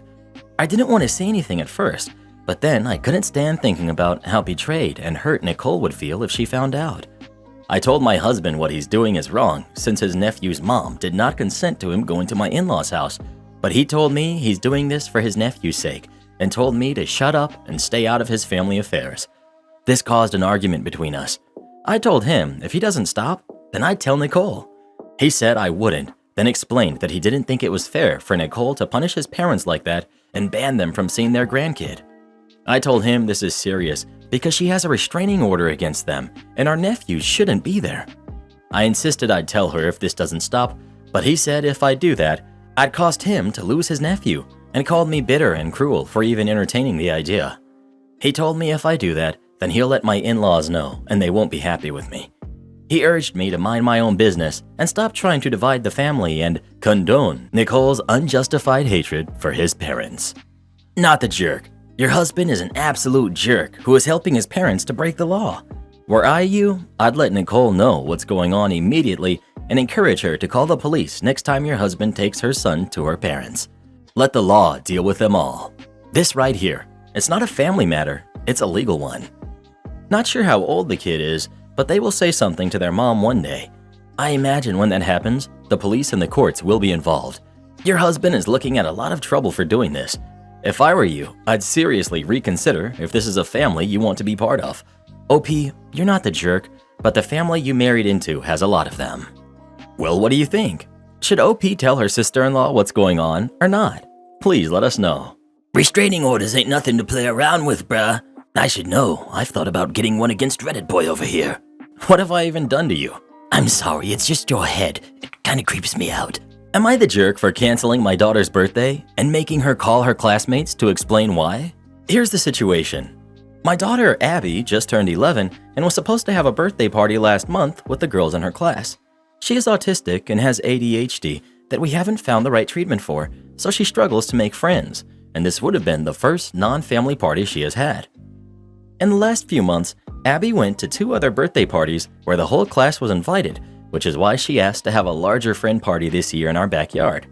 Unfortunately, because of the timing, Taylor, her best friend, wouldn't be able to make it because her family was out of town. The day before the party, I was letting Abby use my phone to give her classmates the time and location information, and I overheard this exchange. Other girl: "Is Taylor going to be there?" Abby: "No, she's lame and can't come." I sternly told Abby to hang up and explain herself. She tried to tell me that she wasn't serious, but I thought it was incredibly mean to call her only friend lame and felt like she was behaving horribly. She insisted that it was just a joke and wouldn't agree when I told her that Taylor would be heartbroken if she heard Abby call her lame. I told her that she didn't deserve to have a party if she couldn't cherish her friend and decided to teach her a lesson. I made her call all 12 girls that were invited, including the ones she had already called to tell the information, and explain to them that there wasn't going to be a party after all because she was being punished for saying something rude about Taylor. She was appropriately embarrassed and cried a lot, and I think it definitely taught her a lesson. Bruh! So I felt like this was done and dusted, but Taylor came over last weekend for a sleepover and I talked to her mom for a bit at drop-off. She told me she heard about what happened because the other parents had been discussing my punishment and thought it was too harsh, and insinuated I should go easier on Abby because she's a sweet and sensitive kid. I wasn't expecting this, so I brushed it off until she left, but got annoyed that other parents are judging me for my actions when my kid did something that was not sweet or sensitive. When Taylor's mother returned to pick her daughter up, she again laid it on thick how much Taylor liked Abby and how she was glad they were friends, and I said, "Yup," and now Abby knows to treat her friends well and not take them for granted. It got awkward when Taylor's mom kept gushing about Abby and low-key implying that she didn't deserve to be punished, and I snapped back, "Well, I guess you and everyone else knows how to parent better than I do." I'm still seething over this and want to know if my actions with Abby and Taylor's mom were warranted, because I feel like everyone else is taking crazy pills. Edit. I've said in multiple DMs, but I will say here as well that I was wrong and I'm disgusted with myself. I will clear up that Abby does go to weekly therapy, but we haven't seen a psychologist or done family therapy since she was 8. I was also suspected of having ADD as a kid, but my parents didn't do much to investigate after one type of medication failed to help me, so I don't think about it that much and don't know if that's relevant. I sat with Abby after supper and apologized for my actions and enforced that she is a good kid and a great friend to Taylor. She started tearing up and told me she was hurt that the other girl asked about Taylor because apparently some kids had said they wouldn't go since Taylor wasn't there. Abby felt guilty because while she was just joking about Taylor being lame, she was hurt that they liked Taylor and not her. I hadn't even considered this, and I'm heartbroken for her that I kicked her when she was down. She is a sweet and sensitive girl, and I'm very lucky she forgave me. I will be looking into family therapy and connecting with the school to fix this, and told Abby that she has a week to decide how and with who she wanted to celebrate a belated birthday. Thanks to everyone who advocated for my daughter when I failed her. You're the jerk. Major one too, like massive. Your daughter is already struggling to fit into social situations, and her neurological disorders could be the cause of why she thinks such raw humor is acceptable. And besides the fact that you think it's inappropriate to joke like that, have you ever considered that Abby was in fact being honest and saying that lighthearted insults is the way it is between her and Taylor? You jumped onto a conclusion that is based around your comfort and boundaries with jokes. And how is that punishment relevant to what you assumed to be hurtful? Yeah, I canceled my socially struggling daughter's first real birthday party because I took offense on someone's behalf that wasn't even there. I truly have to say this is the second time I've read something so obviously jerkish, like of OP on this sub, and I'm sitting here writing this with absolute disgust on how some people will lie to you by saying you're not the jerk. You humiliated your daughter, ruined her first experience being seen by everyone, and probably ruined the trust she had left in you. Just please take one look outside of your own perspective. You were so cruel, even parents outside of your family had to jump into defense for your own daughter. I hope you read this whole thing twice as well. Edit. I just want to say I'm very grateful that people are on the same page as me. I truly was worried that people would defend such cruelty. It's a great day to see some humanity in this world. I'm a psychologist that works with kids with disabilities. Have you got any idea how hard it is for most kids on the spectrum to make friends and be accepted by their peers? This party was a milestone, and not only OP took it away from her, but she humiliated her as well. Honestly, if I were her kid's therapist, I'd consider this a warning sign and pay attention to her behavior towards her daughter. What's interesting is the daughter is doing better socially than her mom. She's being lame is a common, good-natured dig when someone can't hang out. The mom missed this social cue by about 10,000 feet. Well, what do you think? Did mom overreact or not? Please let us know. Mom's actions were pretty lame, weren't they? Ba-dang-ching. Don't ever do that again. It's not that I can't play chess. It's that I don't choose to play chess. So I learned to count because I wanted to play cards with my brother. He was 10 years older than me, and I thought that the world revolved around him. Because my father was narcissistic, it wasn't until years later that I realized what a positive male role model he was. My brother was games obsessed. We would play hands of rummy that went on for weeks, game after game of Monopoly that lasted months. When I got to about 8, I had the chance to join the school chess club, so the summer before, I begged him to teach me to play chess. It was then that I discovered that most chess players, out in the wild, like to take time pondering their moves. Me, I like to play a game, finish it, learn from it, and then play another. For me, it was quantity and quality that taught me. By the time the year was out, I had a decent ranking in the school chess league, but my heart wasn't in it. I put my chess set away and focused on playing blackjack with my brother. It seemed that my knack with numbers, and a mild case of synesthesia, where numbers and cards have personalities, made me a natural, and I loved the game. We also played a version of whist, where we would bid on tricks, and these became our go-to games. As time went on, I would avoid playing chess because it just didn't grab me. If asked by anyone, I'd say, no, I don't play. Then came the day when a boyfriend wouldn't take no for an answer. This guy had the biggest chip on his shoulder, so much so that it caused a permanent stoop. I'd self-financed my further education, but I'd managed to do that because your social class gave you all the breaks. I'd got a great job through working hard, but that was because your social class gave you all the breaks. I got promotions through self-financed study in my own time, but that was because your social class gave you all the breaks. You get the idea. So he decides that he is a chess champion. He was undiscovered because, you guessed it, his social class as a kid had stopped him. He comes down for the weekend with a chess set so he could sit and study the board. He asked me if I played chess, and I gave my standard answer. I know how to, but I don't play chess. Well, this must have eaten away at him. Here was an opportunity for him to show his superiority to me by beating me at chess. He'd been beating all his friends. Now he could wipe the floor with me. On and on, he went at me about playing a game. I kept saying that I don't play chess, but he wouldn't let it go. In the end, I gave in. He sets the board up and announces that he will be white. Yep, you don't do that, but I just wanted it over. He starts, standard opening. Game goes as predicted for the first few moves. Now, as I said, I was a quite competent chess player. I just don't like all the humming and umming and so on. I find it a bit pretentious. I'm not a great player, so never took it to the level where timed moves would have made it more fun, but I'd studied a number of games as part of chess club, and because I have a great visual retention, these things stayed. A few moves further, and I can see what he's trying to do. It's a standard gambit, played it out a number of times. About 10 moves in, and I'm bored. I'm really bored. It's 40 minutes. I'm moving a piece immediately. He's doing all the things I hate. So I stop concentrating and start moving pieces by instinct. And you got it. I sacrificed a piece, and I can see the gloating on his face. He thinks he's got me. He checks me. 2 moves later, and I've put him in mate. He throws the board in pieces across the room. Him. You said you couldn't play chess. Me. No, I said I didn't play chess. Not that I couldn't. Him. Well, if you don't like playing chess, you should have let me win. Me. That's not how it works. Him. I deserve to win. Me. That's still not how it works. Edit. To mention, I dumped him a few years later and have now been with hubby for nearly 20 years. Edit 2. He was 36 at the time. Am I the jerk for naming my kids without their dad's input and refusing to change their names when he disagreed? I, female 23, recently had twins about 7 weeks ago. Me and their dad were engaged, planning on getting married, and did plan the pregnancy.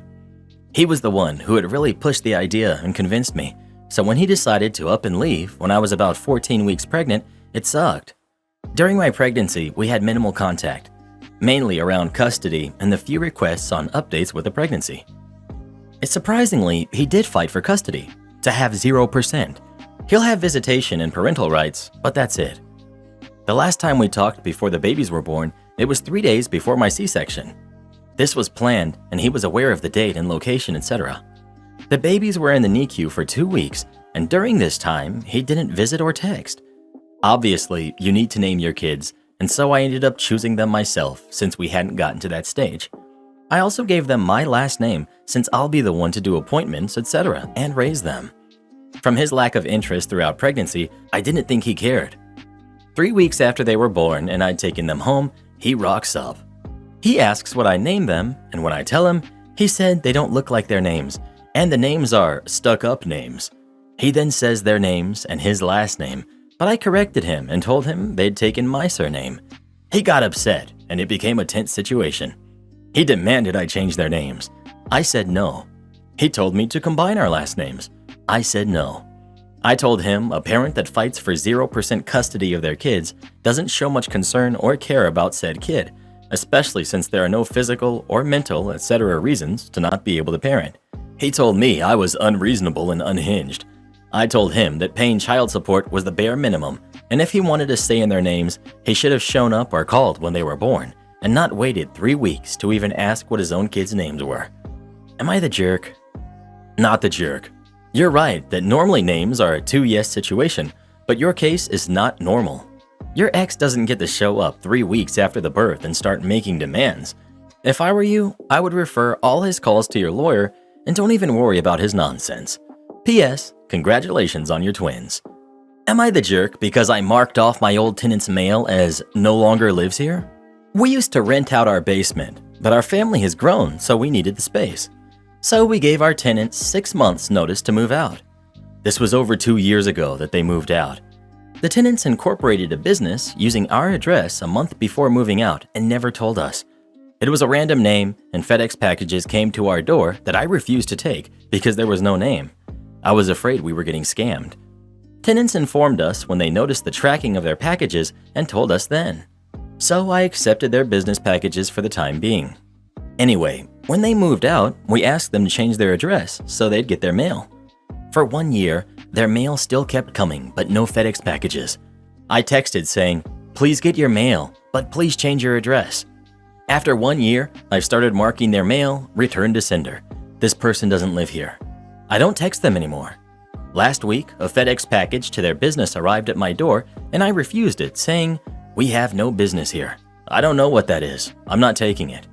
The old tenant texted me a few minutes later, saying, "Why did you send my package?" I said, "You don't live here anymore. Stop sending your mail to my house." I think they may have been tracking it. He texted back, "But you've always texted me. I live in an apartment now, and I work during the day, so I can't get packages.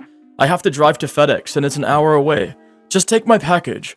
I said, "No, I won't. Update your address." My husband said I should just help out because they were good tenants, but I refuse. It smells scammy to me, and I don't like that their business is still listed under my address when they don't even live here. Am I the jerk for refusing to help pick up their packages delivered to my house? Not the jerk. The former tenant can very easily get a P.O. box at the local post office and get packages there. It's very common for businesses to have a P.O. box for exactly this reason. Definitely not the jerk, and I would be unimpressed with the tenants still having your address listed for their business. If they refuse to change it, is there any legal route you can follow up on? My Karen sister demands to be my realtor. I am a real estate flipper. Early on in my career, I met up with Tina, a realtor of 25 plus years who showed me a home that I ended up not buying. We weirdly hit it off as a sort of mom/daughter vibe. She's about 30 years older than me, and I'm the same age as her daughter, and became sort of a mentor/mentee situation. Tina took me under her wing, taught me half of everything I know, found me deals, found me people to buy my fixed-up places, and basically taught me the ropes. She handles situations I'm still learning to handle, like when a foreclosure auction goes wrong. I'm definitely just starting to learn. Tina is very experienced. The problem: my younger sister, Penny, 26, female, is about to get her real estate license. We were having dinner with our dad, and our dad says to me how great it's going to be when Penny and I are working together. I gave him a confused look. Penny then piped up that once she got her license, she'd be handling all of my flips purchases and sales because she is family. I told her that if I was looking for my own house, sure, I would go with her. For my flips, I work with Tina exclusively because Tina had connections that I did not, such as discount flooring and other such things, and Tina got me a lot of business and sales. Cutting Tina out would basically remove at least 1/3 of my sales and end my discounts at a lot of places as friend of Tina, and I'm not willing to do that, especially in these kinds of times.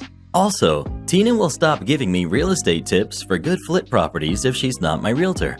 Imagine how rude it would be for me to get a tip from her and then use my sister to buy the property. My sister and dad are now upset with me, and no amount of explaining can make them understand that this is a business decision, and I simply can't afford to burn this bridge.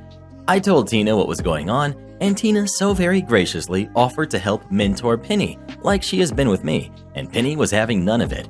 Penny is so offended that I would continue to give my business to someone outside the family. I think I've done more than enough to help my sister here, but my father and sister think I'm the jerk. I feel like I might be the jerk because you are supposed to prioritize family, but then again, I feel like it's unreasonable for me to take a huge pay cut and loss of all my resources just so my sister can get sales, which again will be fewer due to Tina's clients not buying them. So, am I the jerk for not hiring my sister to replace Tina? Karen steals my family's name for her baby and refuses to change it. This is a throwaway because my brother-in-law, 24 male, knows my main account, and sorry for the errors I'm posting from my phone. So my stepsister, 23 female, is having a new baby soon, and my whole family is excited for her, and this will be the first grandbaby for my mother and stepfather. I, 25 male, am half white and half Polynesian. They are full white for reference. So the story. My family got together and is having a good time. We were all chatting in the living room, and then the topic of the first grandbaby comes up between my mom and my stepsister.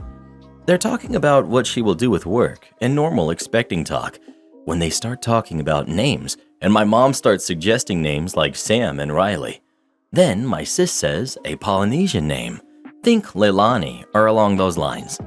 I was a little offended because the name has a lot of importance in my family. It has a very important meaning. I would go into more detail, but the name is so specific they would know who's posting this. She said she heard the name when talking to me. Duh, it's a family name, and it has been on her mind ever since, and she's just fallen in love with it. Polynesian names are very significant to the families and people with those names. In most Polynesian cultures, names tell a story and have a significance to the family. Only certain families can have these names because of respect and genealogy and honor, like a title. I get that it's not normal here in the US, but I was offended that she thinks she can just take a name from my family like that without even thinking about my customs. I feel like it was offensive to my people because she didn't even know where my family is from. I would always tell her the island my family is from, and she would be like, okay, whatevs. She doesn't know anything about the culture or customs. So I pulled her aside and in privacy told her I didn't feel comfortable with the name she had chosen. I told her the importance of names in my culture and how they have meaning, and I even offered to sit down with her and find a story or meaning she liked and translate it into a name of my people so she can still have a pretty name, but it would also not be taken from the culture. Then she got really mad at me and said that it doesn't matter, the culture, it's just a name, and why can't I just let her be happy?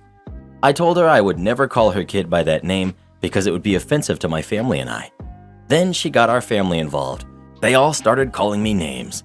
So I tried to explain to them the meaning of names in my culture. They told me I was in America, not the island my family is from, so it doesn't matter. So I called them some names, and they could at least have some knowledge or some appreciation for my culture before they start taking from it. I want to know, am I the jerk for making such a big deal out of a name? Edit 1. I keep seeing I don't own the name. This is why I say culture, because back on the island I'm from, my family does actually own the name. You can't name someone that name unless you're in our family. That's why I say I know it's different in the US, but it's not like that in our culture. Edit 2. My grandpa said we are proud to share our culture. We'll teach you our dances and share our food, but we draw the line when you start taking our sacred family names. These names are passed down in our family like Americans would pass down war medals or a very important pocket watch. It's how we connect to family and our ancestors. I would be fine with any other name in my culture as long as it wasn't one of these. These names bring great pride to our families. We track them through what is basically a mural that are decades, if not hundreds of years old. I would explain it like these names were bestowed or given to us by God, for lack of a better analogy. That's what our family names mean to us. My stepsister has no relation to my Polynesian side and has always made fun of my name. When I pulled her aside, I tried to explain to her that the same way she has treated me is how other kids will treat her daughter. I have also been with my stepsister since I was 6. Not the jerk. I'm Tongan. My name is literally what connects me to 10 generations of ancestors before me. It's what helps other Tongans identify me from others in the world. If she wants to name her kids that, fine, so be it. But it's out of your hands if her kid in the future wants to know what it means and the significance behind it. Not the jerk. I've been highly disappointed by the people on this board before, but especially so today.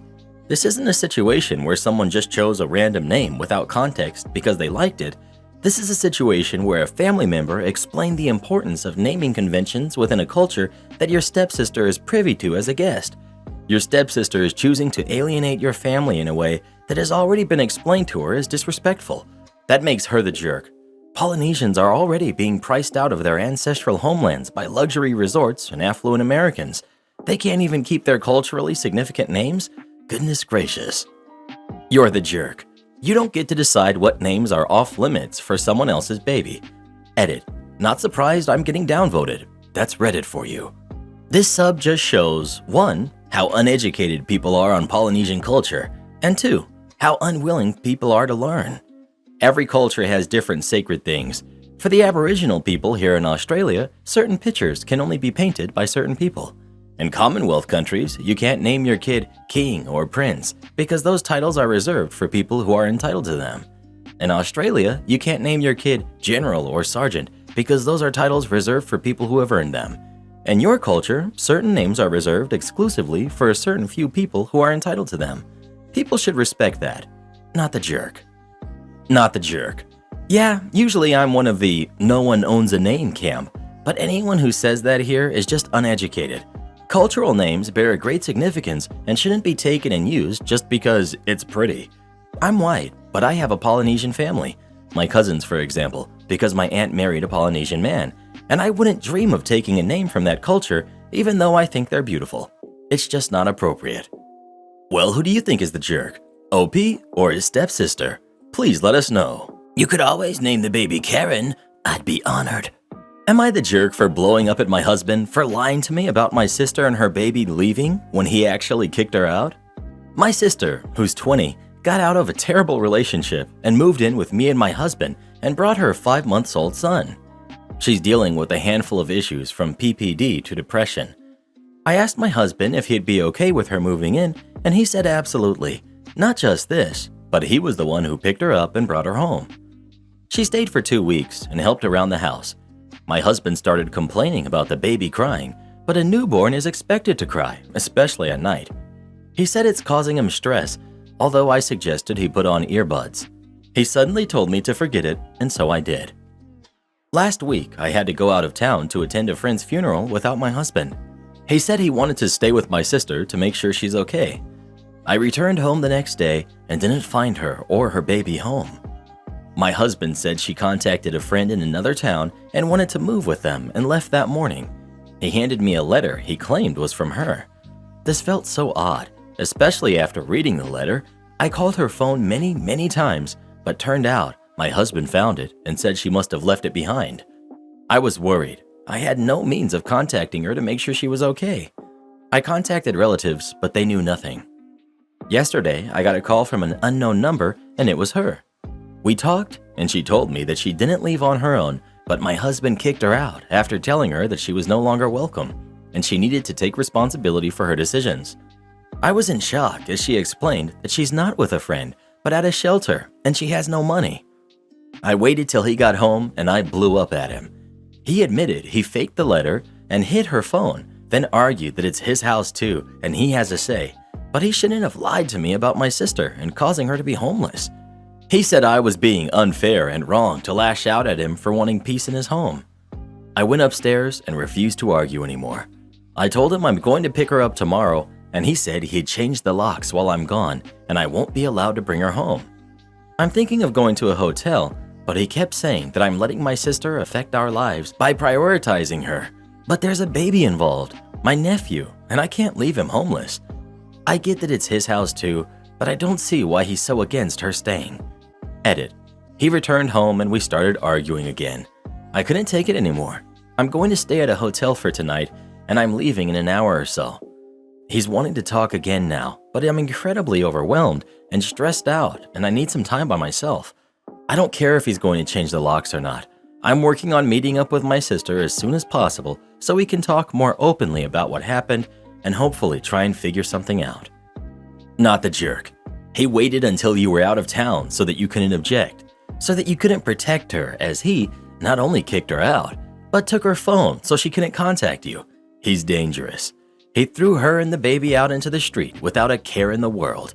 Now he's threatening to lock you out of your own house. You need to divorce him immediately. He left them both out on the street and without protection because he was losing sleep and stressed. Now he's threatening to evict you from your own home. This is abhorrent. Bring her and the nephew back, consult an attorney, and get him out ASAP. Divorce the man. OMG. He went behind your back to do this to your loved one. He faked a letter. He hid her phone from you. This is completely out of proportion to anything that happened. This was unwarranted cruelty and a breach of trust. Get out of that relationship. He will absolutely repeat this behavior, not the jerk. He stole her phone and sent her to a homeless shelter with no phone. Like, I don't know anyone's numbers. If someone took my phone and sent me to a homeless shelter, I'd basically be stuck there forever because I'd never be able to call someone for help. It's super lucky OP's sister was even able to get in contact. There is a lot wrong with this. 1. The lies and manipulative way your husband went about this. I'm not sure if there's any way of walking that back. You might want to consider leaving him just for that alone. 2. He cared so little about your sister and her baby that he put her out on the street. Again, that kind of lack of remorse is kind of a deal breaker, don't you think? 3. If you're married and live there, it is straight up illegal for him to change the locks on you. I could go on, but this is more than enough. Not the jerk. Girl, run for real. This guy is bad. You can't move forward with him from here, with this being a part of your history together. Find a place, maybe with your sister as a roommate, and move on with your life. Well, who do you think is the jerk? OP or her husband? Please let us know. Hey, desperate times call for desperate measures. Just kidding, the guy's a jerk. Schedule me for evening shift? Make certain you know what you're doing. A couple of recent stories reminded me of something that happened way back when. I was a teenager and had a job at a hotel as a busboy in a coffee shop. We had about 95 seats, and on a Saturday and Sunday, we would do about 400 covers. It was busy, but I was good. After noon, things would slow down, so I would jump into the dish pit and help them catch up. One Sunday, the back of house manager and the general manager were having lunch, and they called me over. They asked me to take the next Saturday's evening shift in the dish pit. I reminded them that weekends were pretty busy and they would have a problem if I wasn't bussing on breakfast. They told me they would get someone else to cover bussing, but they really needed me in the dish pit that Saturday night. I agreed, but told them I would need to leave at 11 p.m. on the dot, as I relied on public transport to get home and there was no way I could work late. They said, no problem, and we had a deal. I showed up at 3 p.m. to absolute chaos. Guess who they had cover bussing? That's right, the dishwasher. The pit was absolutely stacked with dishes, and then I found out why they needed me on that shift. Banquets and the coffee shop use the same glassware, plates, and cutlery, and there was a massive banquet going on upstairs. When I got there, the cook line and the banquet crew were going nuts. Alexa, cancel. When I got there, the cook line and the banquet crew were going nuts, prepping and setting up tons of centerpieces, place settings, that sort of thing.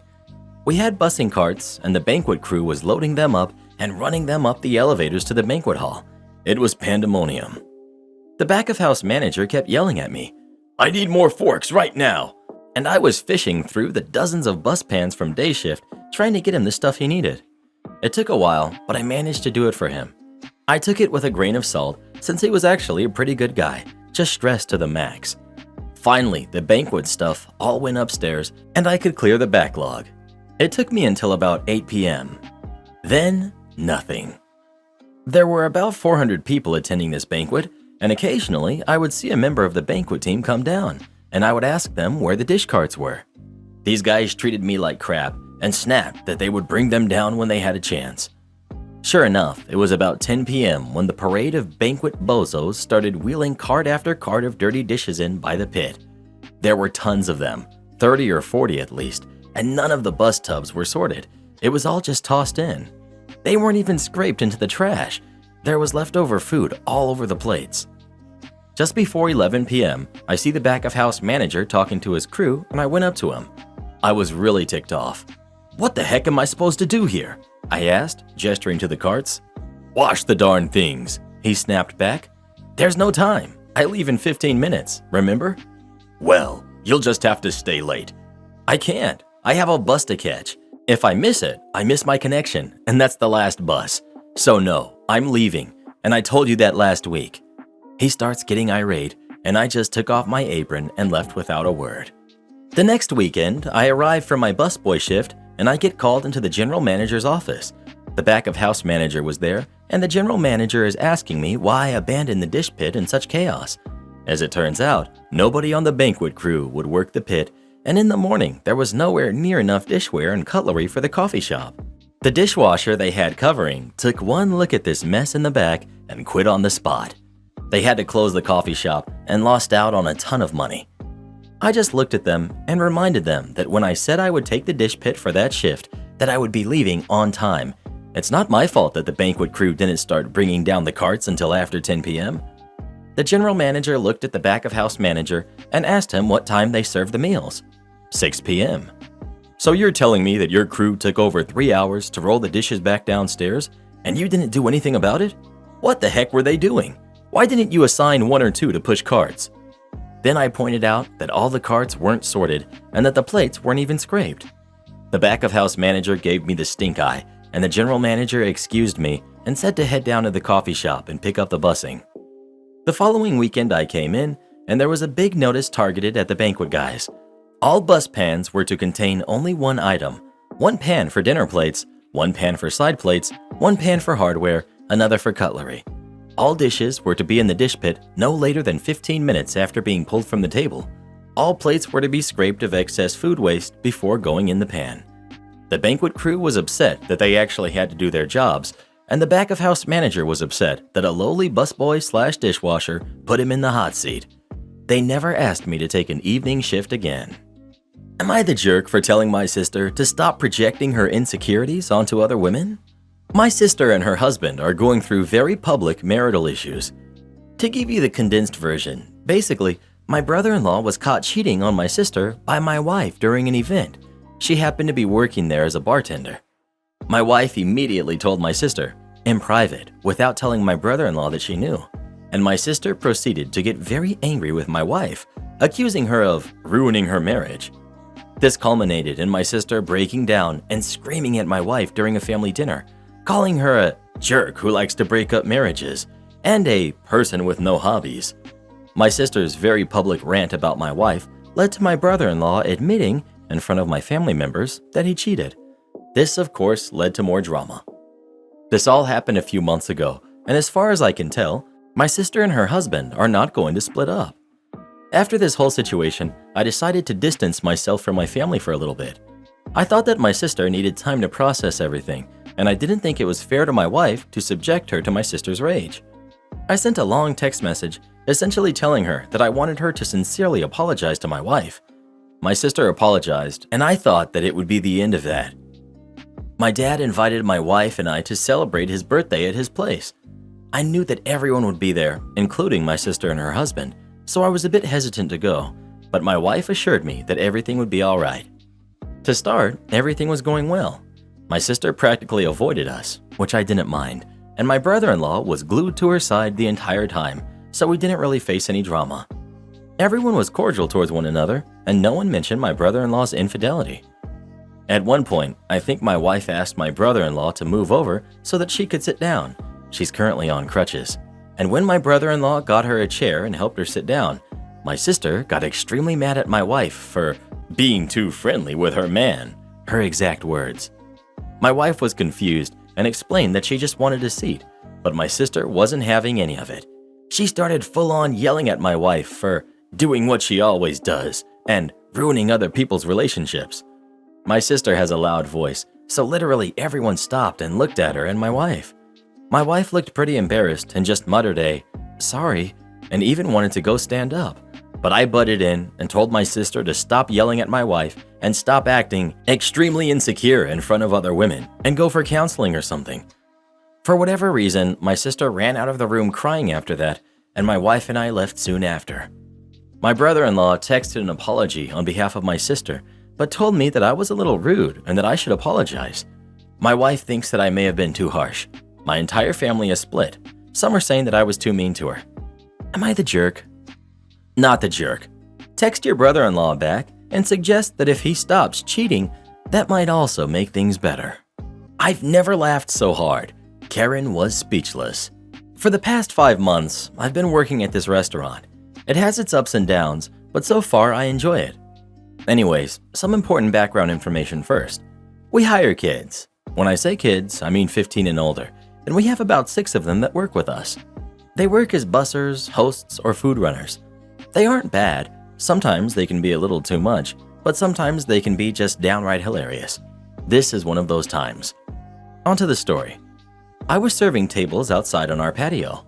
The restaurant was full, we were all busy, and I had a 6-table section. There was one table in particular that was just downright horrible, a foretop of old grouchy ladies. The main one complained about everything, her drinks, having her seat being next to the door, it was too hot outside, you name it. She complained about it. She was probably in her 60s, and so were her other horrible friends. I knew their food was running up. In all honesty, I could have ran the food by myself. I wasn't in the weeds by any means, but I just didn't want to deal with them right now.